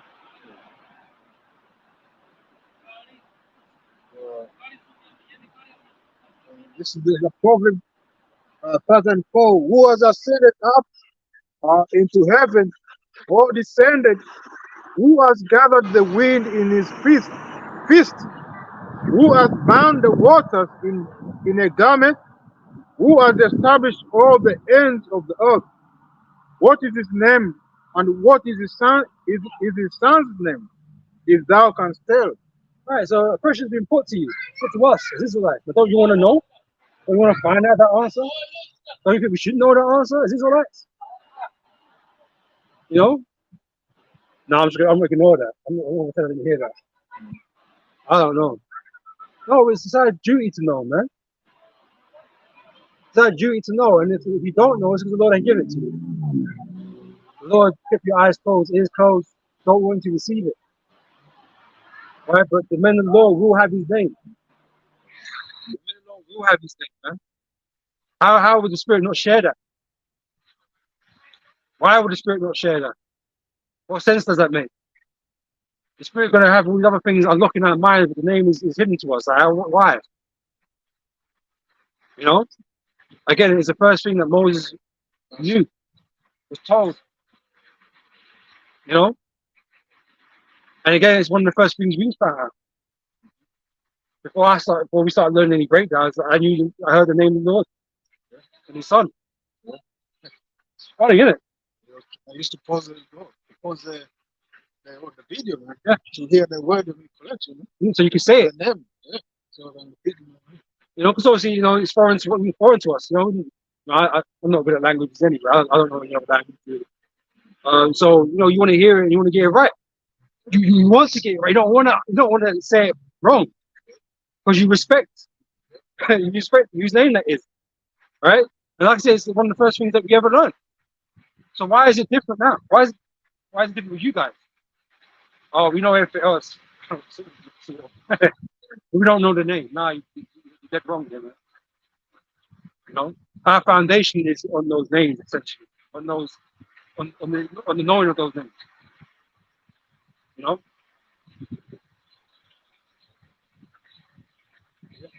That's what you got there. I mean, we've gone in the spirit, bro. Completely in it. Like, I haven't even done none of this, right? So I was like, whatever, innit? Yeah, well, as I was saying, I was writing a few scriptures in the car before I come out. I was like, okay, yeah, we'll start off with this. I didn't write them all down. I said, we just continue in the spirit and we go off that. Innit? We didn't even get right. We started it. We didn't continue it, and I thought, whatever, it's carried on. That's how the spirit is, man. But I did want to speak about, might as well speak about it before we head out then. The situation there in Nigeria, the Russians getting involved and doing deals with the Russians, and France getting upset, US are getting upset about it. As you mentioned at the beginning, these prophecies are coming to pass. It's beautiful to behold, to see them come to pass, right? But it just affirms our faith.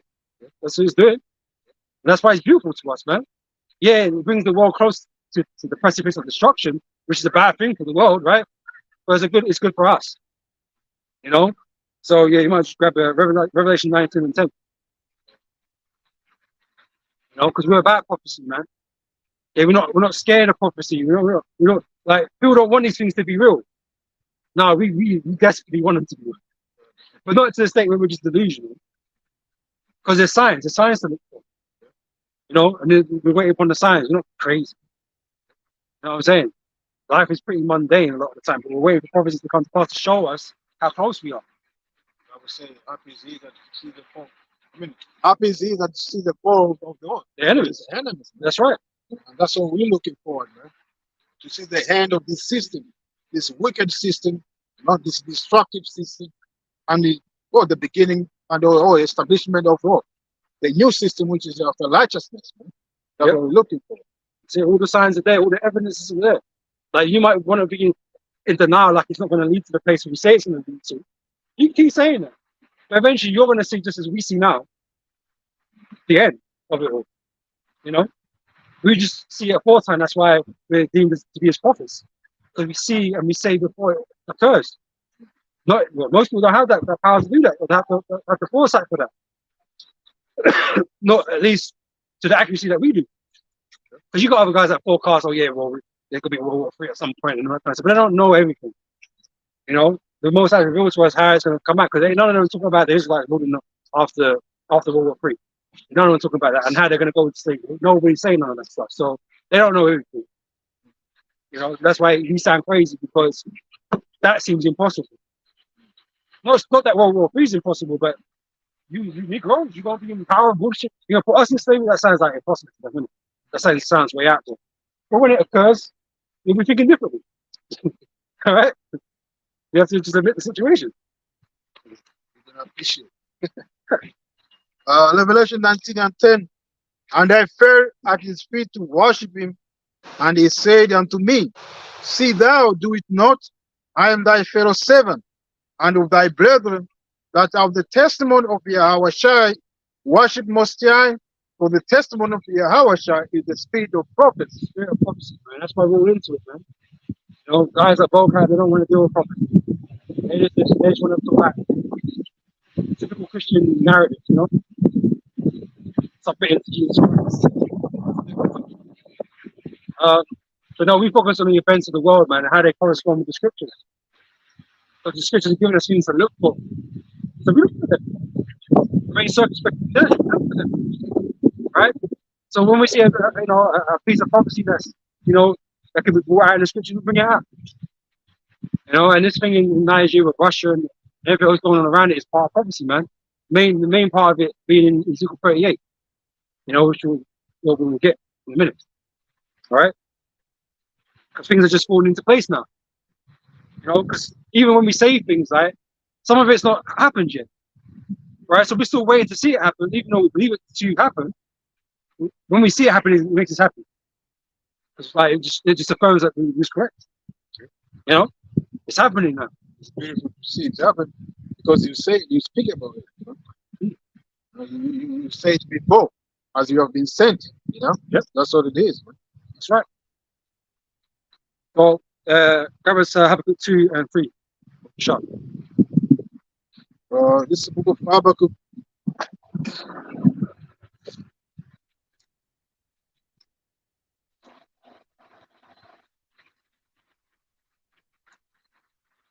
Habakkuk 2 and 3.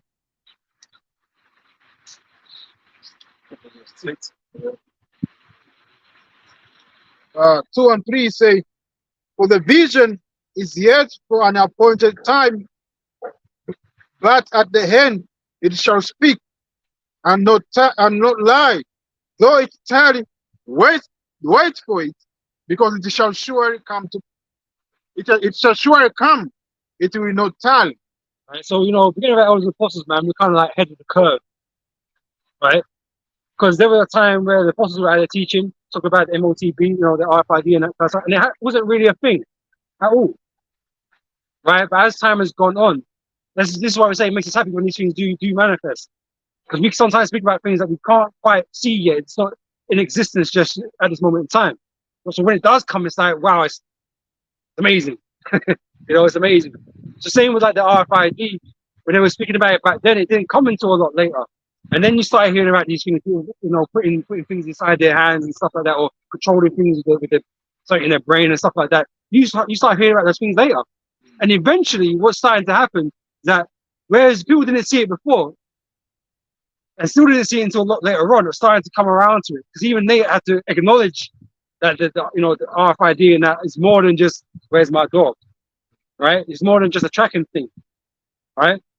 So we're way ahead of the curve. These men are playing slow to catch up, man, because eventually they're gonna have to admit it. He might be dead by then, but but he gonna have to admit it at some point. Just like the eldest point out with the Cornelius thing, man. It took him so long to get there, and now he teaches it like he's always taught it.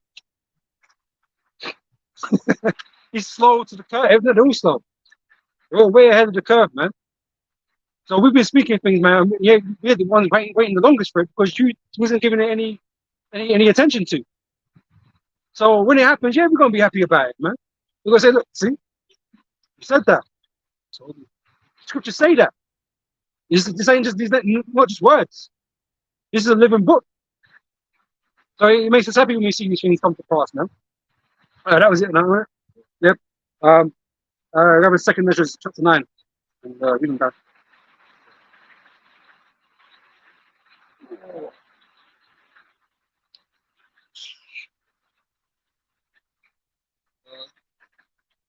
This book of Second Ezra 9. I'm sorry, from the top, which reads, he measured. Sorry. He answered me then and said, measure thou the time diligent in itself, and when thou seest a part of the signs past, which I have taught thee before, then shalt thou understand that it is the very same time wherein the highest will begin to visit the world which he made. Right, so we've been told to watch for signs, and so like I said, we stay up and watch. And when something pops up, he was related in scriptures, we bring it out. Nate and that these other camps are not so prolific in bringing these things out, man. It's like they don't really want to bring it out. It's like they're almost adverse to the idea that all this is coming, this is all happening. To be honest, these men look like they want to stay where they are in America, in Babylon, man. They just carry on building. They're more focused on that than anything else, you know. But like I said, we rejoice when we hear these things. We know the destruction is coming, man. This is just another step forward, you know. It doesn't matter, like I mentioned earlier, it doesn't matter how long we have to wait for it or how many steps it takes to get there, man. We're just gonna wait. We're gonna wait and we're gonna watch and we're gonna keep bringing that stuff as it happens, man, live and direct. You know, so that's what we're supposed to be doing. All right. Yep. Therefore, when there shall be seen earthquakes and uproar of the people in the world. Well, what's happening in Nigeria? Uproars, right? That uprising. Someone got deposed, right? Some puppet leader got deposed, right? And now they're taking control of the country. And now there's all this, you know, the stability in the region because all these nations around like, they don't know what the fuck's going on, right? How things are going to work out from there, man, because everyone's talking about military operations going on around, you know? And you still got some of these African nations that are still in allegiance with like France and then type of thing there. So they're talking about going in there now and removing that guy who took power, right? So it's a bit of a powder keg moment right now down here in Africa. We're waiting to see what happens with it. But what we do know is Russia's in, right? And Russia, pursuant to 38, is a guard dog, right? You're a guard, and you're going to defend them. Apparently, they did the deal. So apparently, right? If it's confirmed or not, right? With that mercenary group, Russian mercenary group, through Wagner, who caused all that issue up in Ukraine a little while ago, right? All of a sudden, he's like a big player in the things there, isn't it? It's like, where did he come from? It's like all that rockets in Ukraine kind of set the stage for this now. Like he's helping out these men. Like, what's going on, man? Something dodgy's going on, you know? But Russia's involved. He's obviously an agent, isn't it? He's working for the Russians. He's doing their thing, psyops and shit, you know? So things are not going to be, it's not going to be so quiet down there for a while. But obviously, these are more strategic moves being made in these African nations than because they're power prophecy. All right, we're going to get to that more with it. Bears have been working from the hibernation, man. Yeah, Bear is up, man. poke the bear, then he'll awake. Yeah, you know, so everyone's playing chess right now. Yeah. You know, and say France have lost out at this moment in time, and as much as they're upset about it, You can't just rush in there, man. They would. Usually they would. If there was an uprising, something happened that they didn't want, France should be straight in there to quell. Right, but it's not as simple as that now. Because Russia there. So man, I got to think about it hard. Like, what do we do? Now man, I got to think about tactics before they just rush in there. But now man, I got to think tactical because it's not, we're not dealing with some Africans there. We're dealing with Russians, and these Russians giving them weapons and shit. Like what? So Yeah, they give, weapons and technology, man. Yeah, And they are training on top of that. Just like they did, in different places, Russia, like Iran and stuff. Man. They're not easy targets no more, man. When Russia involved, it's not an easy target no more because you can set up a greater conflict.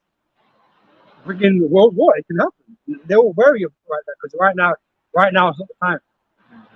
Right, like I said, Africa's not going to be the catalyst that sets the whole world aflame. Yeah, that's going to be in the Middle East. It's going to have something to do with Israel, Iran, maybe, or whatever, right? In that region, right? That's going to spark it off. But everyone's making their moves right now, right? And like I said, France is receiving, taking the L right now, and they're trying to figure out what to do about it. So there's going to be a lot of talk. There's going to be a lot of talk about what might happen, what might not happen. Again, wars and rumors of wars. It's all prophecy, So we're going to continue reading. Then shalt thou well understand that the Most High spake of those things from the days that were before thee, even from the beginning. So this has been set up from the beginning, right? Moses knew about these things, and the Lord had him up in the mountain, told him the things past, present, future. Right? So Moses had these visions. He saw what was going to go on in the end time, man. Moses is almost like the ultimate prophet. He's kind of like everything. Maybe not in the finest of details, but you have to wonder. You're up there for 40 days, 40 nights, right? Yeah. The Lord told him a lot of things, and showed him a lot of things to do what was going on. Yeah, say like if some of them, Moshe say, you can declare them, that's something you have to hold. Have to hold back. Yeah, to hold back. So not if it was told to the Israelites or whatever. Certain prophets died with knowledge that no one else knew. Just so how the Most High wanted it. But we understand more now in this time and era that we're in. We're like a compilation of those prophets of the past. And we understand things more perfectly because time is nearer.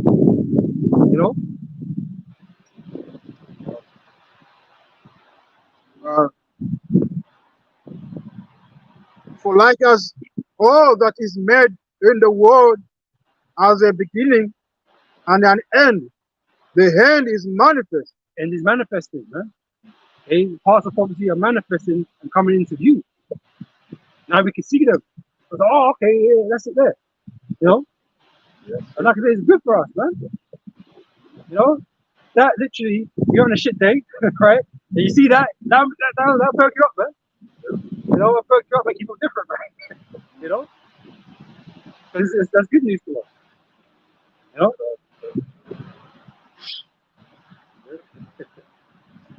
Yesterday I had a dream. Oh yeah? Yesterday I had a dream like I was randomly walking around the street, and then there's a woman who was disabled on the wheelchair. He was behind me, and suddenly I hear the news behind. The other people you were saying, "Oh, we have started the war with Russia." I said, "Man, that's good. That's good. That's the way to say I was happy." Yeah. So not these people. These people will be upset. Yeah. Oh no, what's going to happen? Yeah. No, not us, man. Yeah, we were holding the spirit. Yeah. You might see us the happiest you've ever seen us, man. We'll be in a completely different spirit, man, to these people out here in the world, man. Because all this is good for us, man. It doesn't seem like it. You feel like, oh yeah, everyone's destroyed. It's not going to work out like that, man. It's all going to perform miracles, man, for his people. Yeah. Right? We believe that. Because when all those plagues were going on in Egypt, man, Israel was scared. No doubt, innit? It's strange and marvelous, right? But they were told they were going to be all right. Right? So they did what the Lord told them to do, man. So when the Lord came down and killed the firstborn, they were told to stay inside, put the blood on the doorpost and that, you know, make unleavened bread and all that kind of business, right? Because the Passover, that became the Passover, right? They did what they were told because they feared the Lord. Because it was great, the judgment the Lord would bring was great upon the earth, man. So this is no different. There's plagues and pestilences going on the earth today, different types of judgment going on. All this war talk is part of those judgments, man. And when this judgment kicks off, and you know destruction is imminent, man, we ain't gonna be the same way as these people, man, because we know the Lord's doing it on our behalf. You know what I'm saying? The Lord's doing it for our sake. So why am I gonna feel like this ticket over here? Oh, you know, busting down crying and shit because, oh, this is the end of the world. I ain't gonna feel like him. I'm like, what that, man? I'm getting out of here, man. So will it, you know? I'm getting out of here, man. They're gonna be busted, man. That's it. Yeah. They're gonna be We're gonna be in a whole different type of spirit, man. that quicker. This is the Ezra 15 and the 10.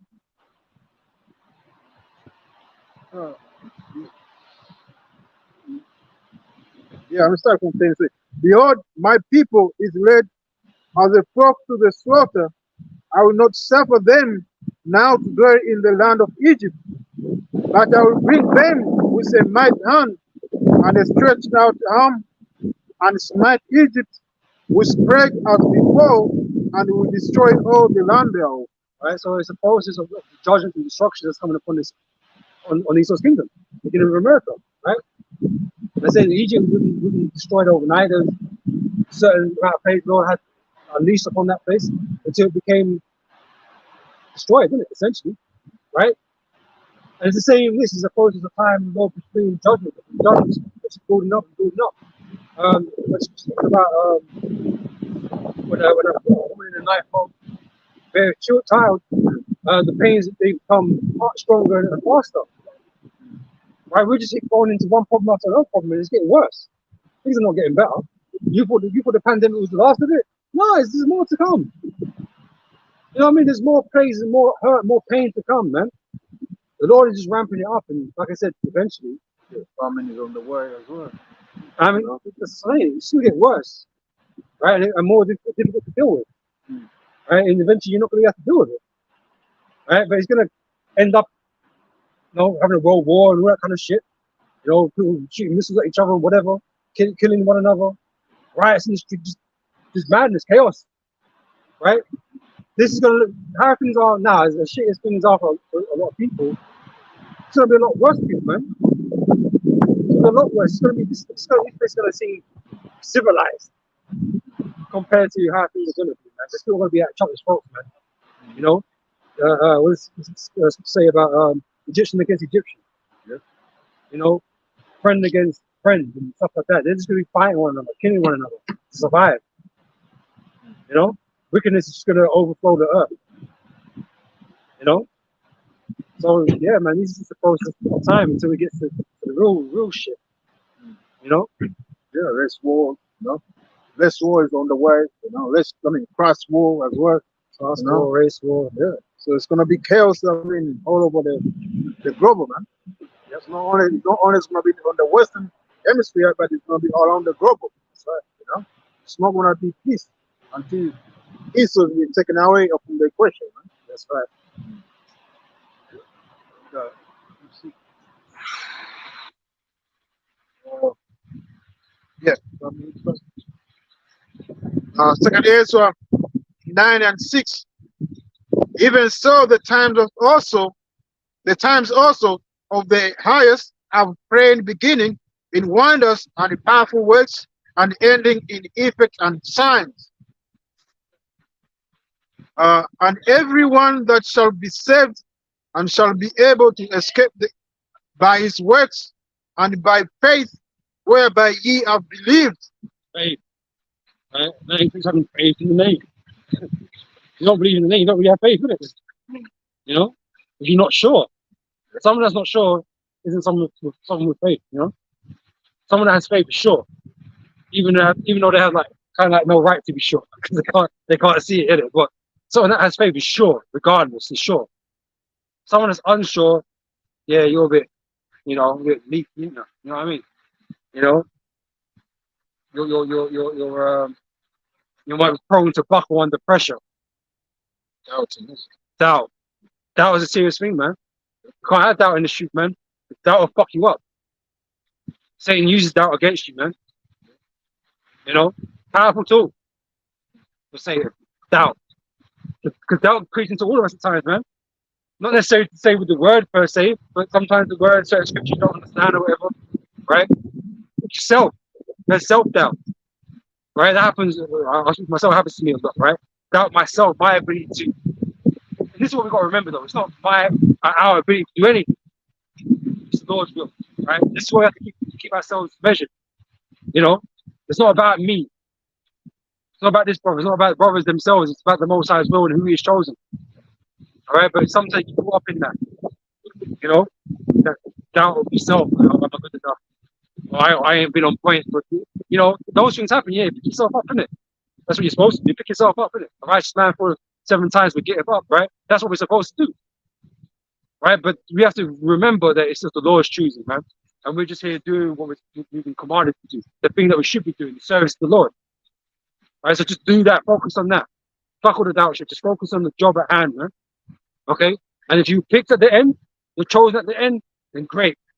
If you ain't, you know, you give it a good fight. You know, you hung in there as long as you could. You still did the righteous thing at the time of doing it. You know, so you can go out. You know, you might go out with the wicked, but at least you tried, didn't it? You know, you know, but just focus on the job at hand, man. Don't worry so much. And I speak for myself first, but you know, just try and keep a measured mind on that, you know. Say, man, the word is saying, man, he that enjoyed the end, the same shall be saved. So if you continue to the end, yeah, you might as well be the elect, you know. Yeah, you're gonna be delivered, man. At least try and keep yourself in the race, isn't it? Yeah. As fucked up as you might be feeling. Sometimes we may fall down, but you have to pick up yourself, man. You need to keep learning, you know, keep moving. This truth is like a marathon, you know. Okay, if you can make it to the end, man, all things are possible. Yeah. Finishing line, that's what's important, man. You know? When you see finishing line, you need to work. Increase your speed. Like now we are approaching the finishing line, man. We need to increase our speed, man. By as brother say, you do what you can do best, man.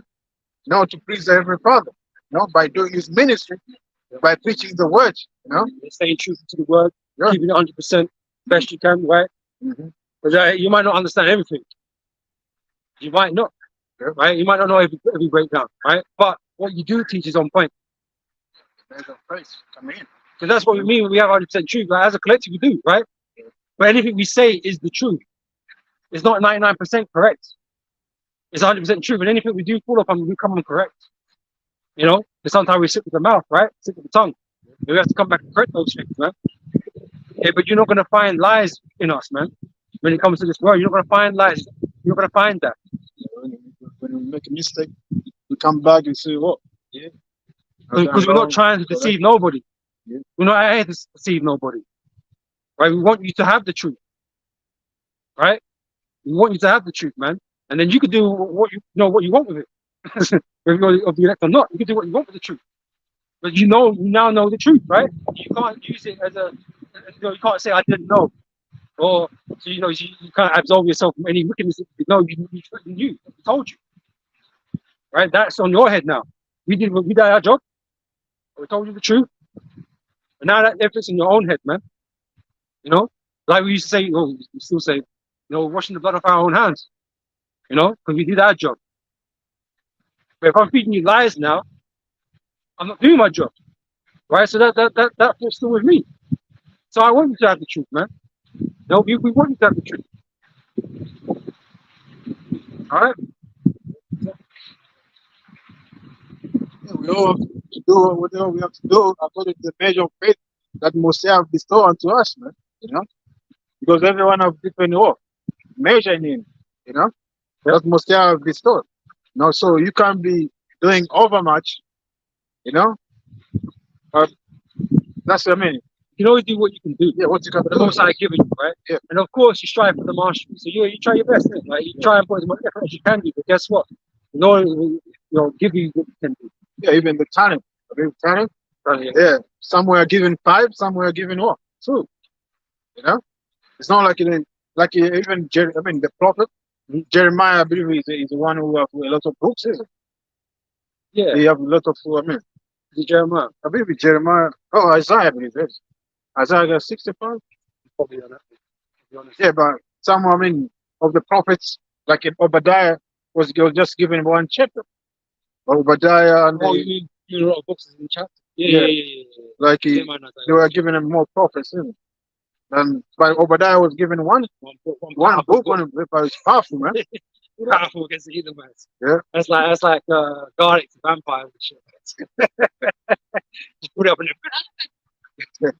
Obadiah will burn you, man. Yeah. You know? So you have to teach according to the measure, man. Yeah, because we're all capable of different things, man.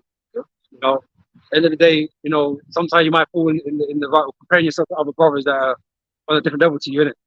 Like, you can't concentrate on that.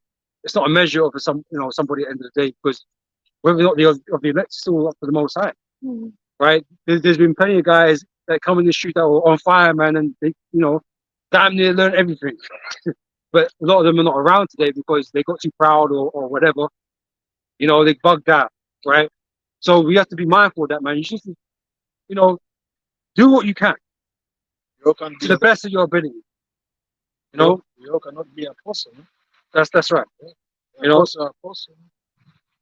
So just focus on doing your job at your level, right? Obviously, you look for improvement. That's the whole point. You need to grow it, right?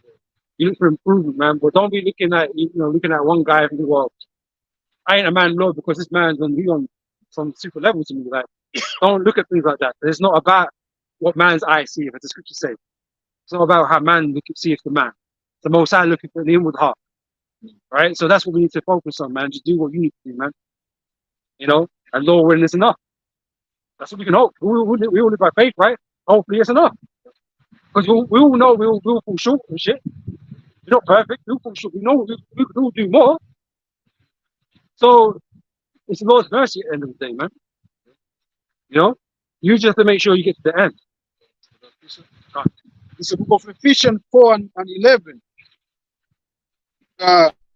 And he gave some apostles and some prophets and some evangelists,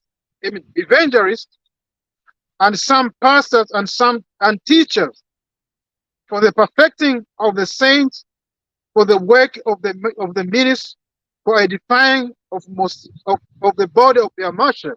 You've got different offices, different purposes, And you just got to work with what you got. That's what it is, man. Stay humble and just do the work. The apostles are there to guide us. Set examples for us, man, because they do set a good example for us, right? And like I said, humility is a big thing, right? Humility is a big thing. So just, as they say, man, get your head down, man. Just do the work. Concentrate on doing the work, and everything should fall in place with the Lord. Don't doubt. Just have faith. Okay. Ezra 9 and 8 shall be preserved.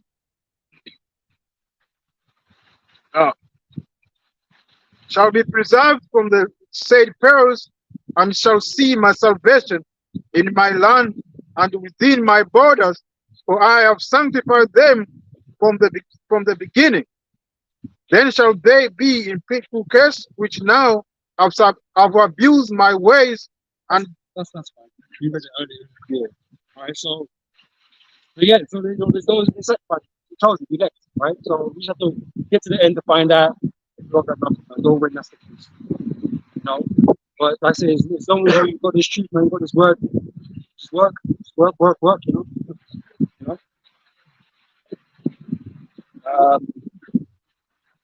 Matthew 24, 6.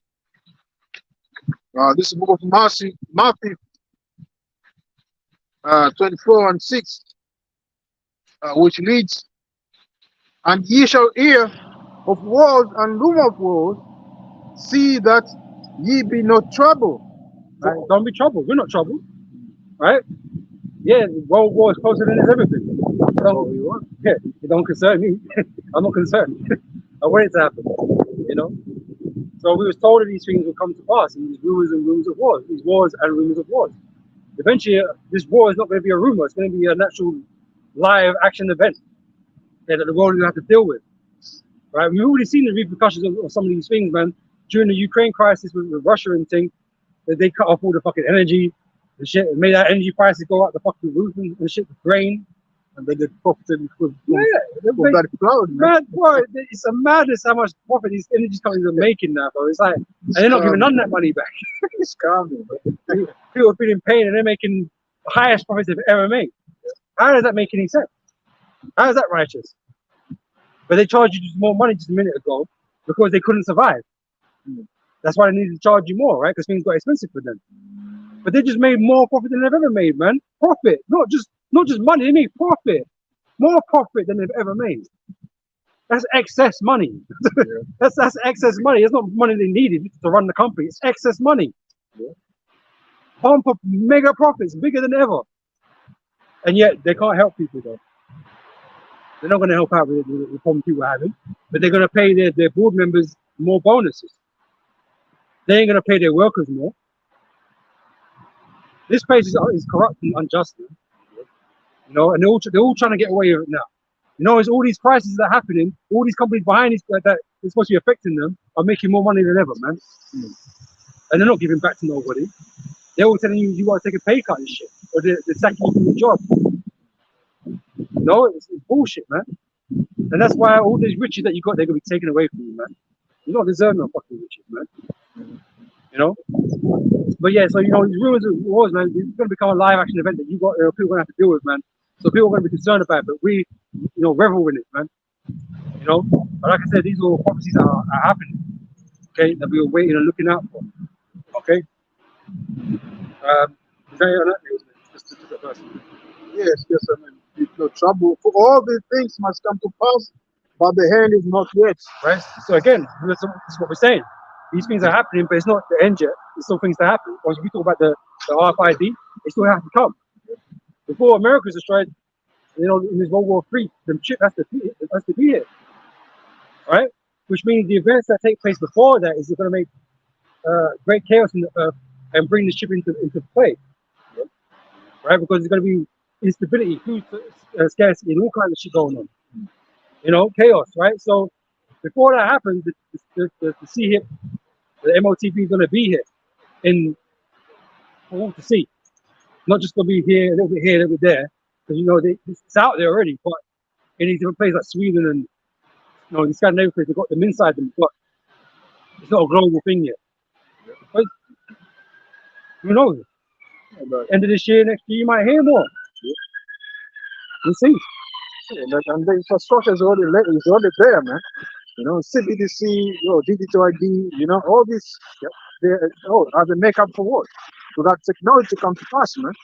You know, that outside microchip to be declare mandatory all over the world. You know, so we are living in those times, man. You know.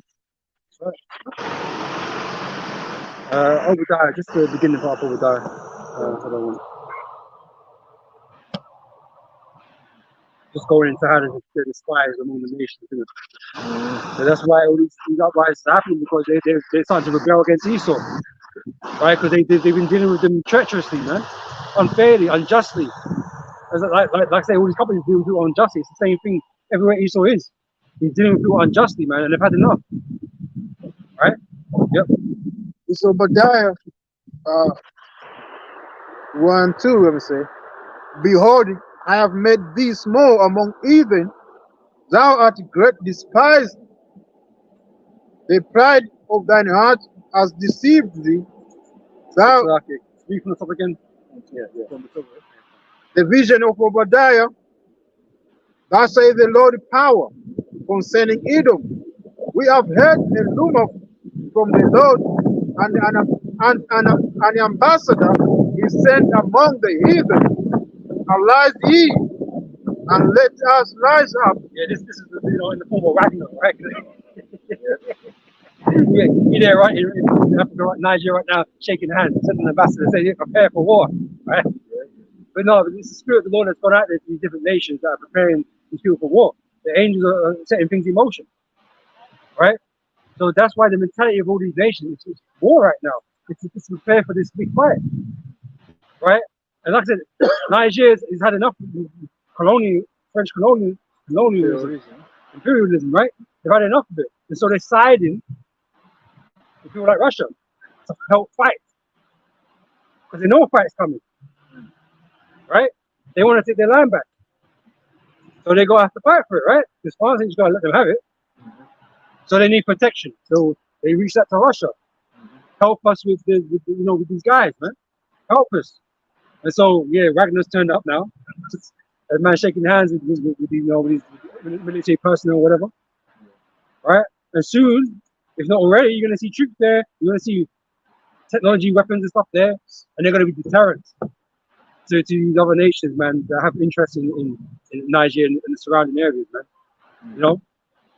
So yeah, the ambassador's been sent. The spirit of war is out there. You know?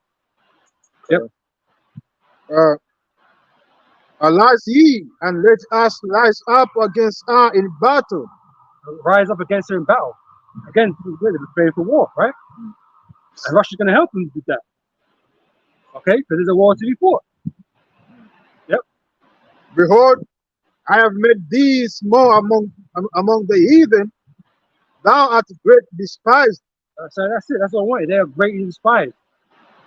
Right? They have had enough. They're sick and tired of it, man.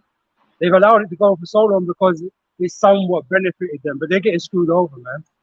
And they know it, man. And it's bad. It's a bad screwing over, man. I heard it was like, where did I see this information from? I can't even fully remember, man. But if it's true, right? If it's true, then, right? That because France get uranium out of there, right? And the deal is, I think Wagner said this when he was speaking with the military guy. So whether or not these numbers are true or not, I don't know. But like what he's basically saying that you can't take the nation's resources and give them 5% of the money you make out of it or whatever, and you taking 95%. What kind of fucking deal is that? It's different if it was like, oh yeah, we're gonna take 70% and they take 30%. Like that's more reasonable in the position of power. You got power and that kind of stuff, like a boxing fight, right? The guy who draw takes the most of the money. Yeah, or whatever the case may be, and the other guy he gets a decent amount. It's just not as much as the other guy, right? But when you're taking 95% out of a nation that's already kind of poor, is poor, right? You're giving them nothing essentially, right?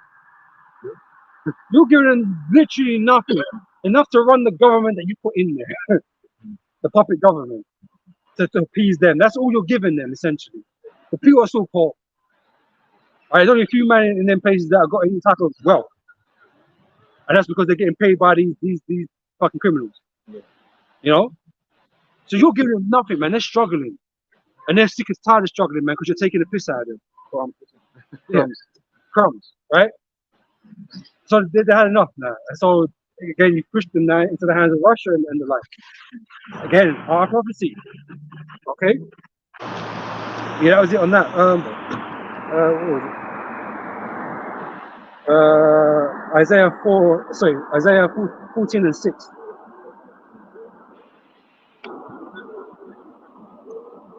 This is the book of Isaiah 14 and 6. He who smote the people in love with a continuous stroke, he that ruled the nation in anger is persecuted and none hinders. Right? Esau been ruling this earth with nothing but evil, wickedness towards other nations, man. Like I say, he really doesn't give a shit about no one else on the planet, man. He's doing what he wants for himself, and he might be willing to give you crumbs in order to achieve that, but he don't care about your well-being. He knows he's doing you a bad deal. He knows that, man. But he knows you're not in a position to say no. But with Russia, they can say no. I don't want that. I don't want that deal. Or more. And you can't just force it now. You can't just force it upon me. Because you've got the military power. But guess what? Russia got military power, man. And like I said, Russia's been like a balancing equation to a lot of these nations, man. And they've seen that, and that's why they're reaching out to Russia, because they know they sympathize with the bullshit that these men are going through, because they hate the West, and Russia hate the West, right? So they don't mind jumping in, because we gonna cut a deal. It'll be a better deal than what you're getting, but we're gonna benefit from it for sure, right? But you're gonna be able to defend yourself or whatever. These nations are not gonna do what they've been doing to you anymore, right? Because like I said, they rule with persecution, man. They're persecuting people, you know, giving them bad deals, man. Trump, we talk about the bad deal in Iran, right? The bad deal, the horrible deal. Well, all these other nations that you've been dealing with got bad deals, man. And you expect them not to be upset about it. Times are changing. Things are changing. Policy's moving on, man. You know? I think that was it on that. That's what I want on that. Yeah? I think so yeah, we're gonna get Zeke 38 and we're gonna close out in a second, right, with that. Right? Because this is where it ties up with, right? This is prophecy being fulfilled now. Okay? Because before we didn't see, you know, these African nations really jumping on the wagon with Russia. But now it's starting to happen. Because a couple of them were mentioned by name. And at the time, at one time, not all these names were involved with Russia at the time. So when we see these, you know, certain nations jump on with Russia, it's like, oh, okay, well, this is being fulfilled right now. Right? So I need to pay attention to that. Because it's gathering momentum. You know?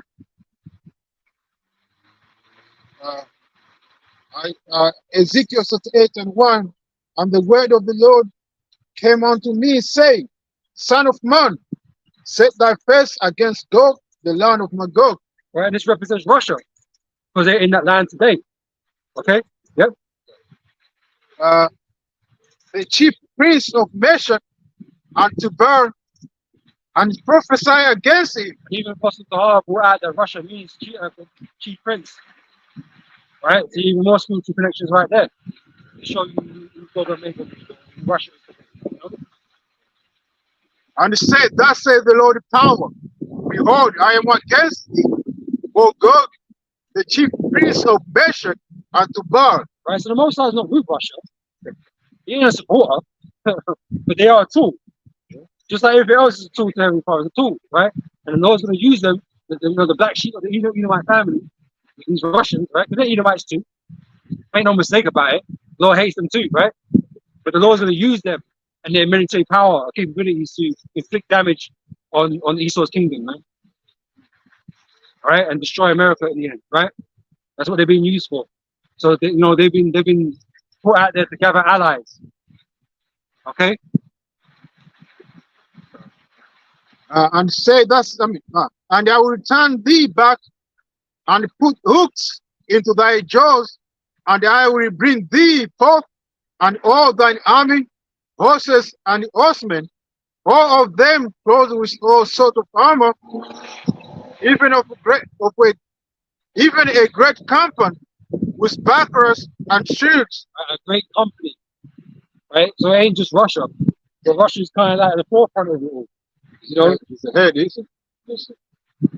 because even China, as big as China is, and as many manners they got, I think they're still lagging behind Russia militarily, right? But they've made a powerful allegiance, right? They got a powerful ally in one another, right? So they're like the two mains, but Russia's really the main, right? And China and Russia are going about kind of recruiting people, man. They're trying to be moving around the earth, doing deals with people in Africa and stuff like that. So they got investments there, man. All right, so same with Russia. Russia been in the Middle East and stuff. All right, so they're gathering recruits. And actually, you got the BRICS nations now. You know, these emerging economies. You got Brazil, you got India, you got South Africa. Yeah, the ones excluding Russia and that. So yeah, so they're all on board. You know, so they're recruiting allies, man, because a fight is coming. Because you think America is gonna, give up its hegemony to these other nations? Well, America will fight at all costs to keep it. They don't want to be outdone. They want to maintain power over the earth. Right? So they're gonna fight. So all these people have to prepare horrified. And everybody knows it because they can see America going down. And you know, like I said, as they're going down, they're going to get a bit more, get more aggressive to save their kingdom, right? Especially when they're being threatened, you know, or being what's the word? That word, man. For lack of a better word, and people showing resistance against them, right? They're not be able to boss people around no more. So that means they're losing faith, they're losing power and respect. So they're gonna have to do something. They have to do something to keep that respect, right? But like I say, Russia is like a problem for them, you know. And these allies are, you know. Uh, all of them clothed with all sorts of armor, even a great company with sparklers and shields, all of them handling swords. Persia, Ethiopia, and Libya with them. So Persia is Iran, right? We already know they hold with Russia, right? They've been supplying trouble with wares and weaponry and shit, right? Libya recently come back out into things, but obviously Libya was attacked a while ago and took out Muammar Gaddafi. The West did that, right? They left that place in a mess. But now you got leaders calling out for help from Russia to get out these guys, the Westerners, man, guys that they set up there. Right, so they're calling out, so they're coming more into the frame now. Obviously, Libya's in Africa as well, North Africa, right? So there's one African nation that's involved. You mentioned Ethiopia. Now I haven't seen any ties with Ethiopia of late, but I guess it's gonna come, right? But like I said, all these nations in this region are coming together. And like I said, Niger is one of these nations that in North Africa. Is North Africa, isn't it? Oh, Central Northern, isn't it? Right? So it's in those kind of regions, they all kind of because they know the West are a bunch of devils, man. They've been done dirty by them. So that will spread like wildfire, man.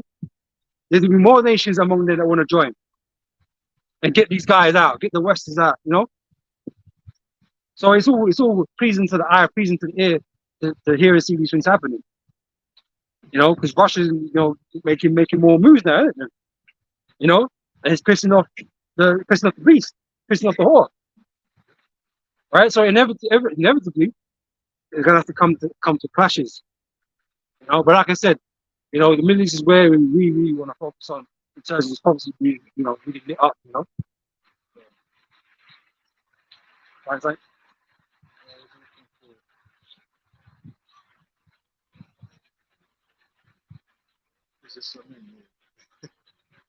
oh, okay. Okay. I hadn't seen that. I hadn't seen that yet. Okay, then. Read it. yeah, I mean, the heading says Ethiopians queue up to volunteer for Russia fight in Ukraine. Yeah, so there's some association here, right? Yeah. Ethiopians are queuing up to help Russia fight in Ukraine. Okay, I didn't see that. I didn't know. but there you go with it. Obviously, you know what I'm saying. It's not, it's not me. I don't know. You know, I just see what I see. BBC, I mean. Yeah, the BBC released that. Okay, reputable news company, right? Not back shelf news agency, right? No, BBC said that. So it's got to be true, right? It's got to be true. So yeah, you see the pieces falling into place, man. All these nations. I said they're not all mentioned by name. Only a few of them were mentioned by name, but we saw a great company. So it stands to reason, since what's happening now, that countries like Nigeria and that they're going to be involved. Of course they are. Everyone's going to have to pick a side. Everyone's going to have to pick a side, man. This is the time, man. Yeah, right. And most people, you read Obadiah, they are greatly despised, man. They hate them for what they've made their country into, because they've destroyed that place, man. They've left it desolate, poor. Right? When Africa got bare resources, man. They shouldn't be as poor and as damn bad as they are. But Esau's been a sword in the earth, man. Been a hammer in the earth. That's depriving these nations of any type of sovereignty, really, and wealth. Because he a leech. You know? He greedy bastard, man. Okay, so there we go. right? So they're all lining up, chips are falling into place, and these nations are going to be where they need to be when the World War comes. You know?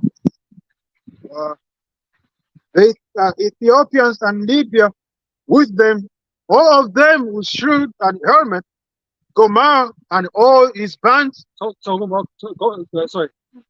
Gomar, right? That's Turkey, right? And you know, like we mentioned last week too, you know, they're gonna play their part in it, man. So Turkey is no little nation. You know, they're fairly, you know, well equipped, to say the least, right? You know, they can cause things, man. So cause things to happen. So we watch out for what goes on in Turkey too. There's some of the earthquake lately, man, but you know, little setbacks, whatever. But they're gonna play their part in prophecy too. They all gonna. This is the thing. All these nations are gonna play their part in prophecy, man. We're just reading it out of the scriptures directly what's supposed to be going down. You know, they don't know it yet. They don't understand this yet, but they're gonna fall into place because it's the Most High's will. Okay. the house of the Gomar of the north quarter, and all his bands, and many people with thee, be thou prepared, and prepared, be thou prepared, and prepared for thyself, thou and all thy company that are assembled unto thee, and be thou a guard unto them. And like I said, America, Russia's not the head of them, so Russia's the one supplying them with weapons and stuff, right? And Russia been supplying weapons around the world for ages, man. Everyone got an AK-47. You know, it's 300, it's 400. There's missile systems, man, and that's played a big role in deterring the air forces of the West. So Russia's been playing their part in prophecy, man, and they said they don't understand that. But it's just their part in it, right? And they're gonna band together more and more allies, more and more people that feel the same way. You know, and Russia's gonna help them out. You know, give them what they need to deter the West. All right, but like I said, the West is not just gonna stand there and let it happen. You know, it's gonna cause conflict, and this is still why we're in the wars and rumors of war situation. Right, because a lot of talk is going to be going on what to do about the situation, right? And like I said, eventually all these sentiments is going to lead into that war. You know, Russia's going to take, someone's going to take a step too far, and like I said, it's going to take place in the Middle East, man. Someone's going to overstep the bounds, man, and draw everybody into a warfare. You know.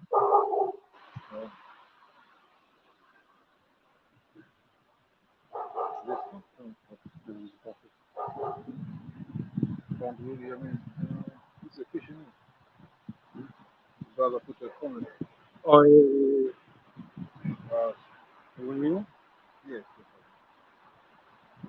This, I mean, the scripture from the Brother D.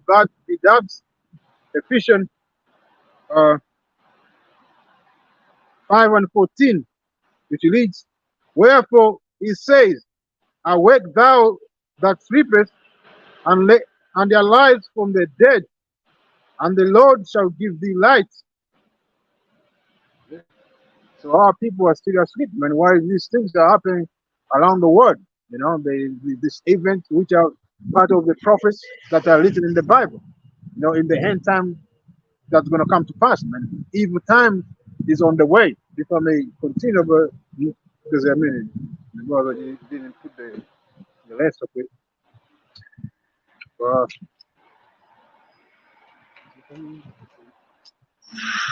Ephesians, I mean, continue 5:15. It says, oh, see then that ye walk of circumspect, not as fools, but as wise, redeeming the time, because the days are evil. So we are approaching the evil days, man. And evil means what? Bad time. You know, we see all these things are unfolding before our eyes, man. All these prophets are coming to pass, man. You see Elisha make allies with this other nation, you know. We see America as well with its allies. They all forming war, coalition, man, so they can work. They can come to fight one day, man. And that's gonna be no good time, man. It's gonna be evil because it's gonna be missile and destruction, man. Well, see, we got all this evil around you, man. Don't you think you should be more circumspect? Don't you think you should watch it more? A lot of people trying to bury their head in the sand, man. And act like nothing's going on. But you don't get to do that forever, man. Right, when there's war, everybody's involved, man. You know? Everyone feels it. This ain't gonna be a little skirmish out there somewhere else. It's gonna affect the whole earth. That's why it's a world war. It's gonna be global warfare, multiple different fronts. Yeah, even though when the missile land ground zero, it's gonna be explosion and war. The earth is gonna leave 2 and 4, so everyone's gonna feel the power, you know. Yeah. And it's not gonna be good. Yeah. That's right. So, no, yeah. Okay then. So yeah, that was the last point, wasn't it? Sultan, speak about the after they're gonna work now, eh? But before it's gonna take him down. After many days, that's it. 8 after many days, No, we can leave that. No. Yeah, we will close up with that then. You know, and I say all the chips are falling into place, man. You know, it's just a matter of time till we see more. You know, and when we see more, we're gonna report on it. You know, and bring it out with gladness. You know, so you know, all praise and glory to Yahweh, by Hashem, Yahweh Shai, for Shem Dash. You know, I want to give double honors of the elderly apostles of GMS. Shalom out to brothers and sisters out there in the highway, brothers out there in the highway, and sisters that watch, man. So, hey, shalom, man, shalom.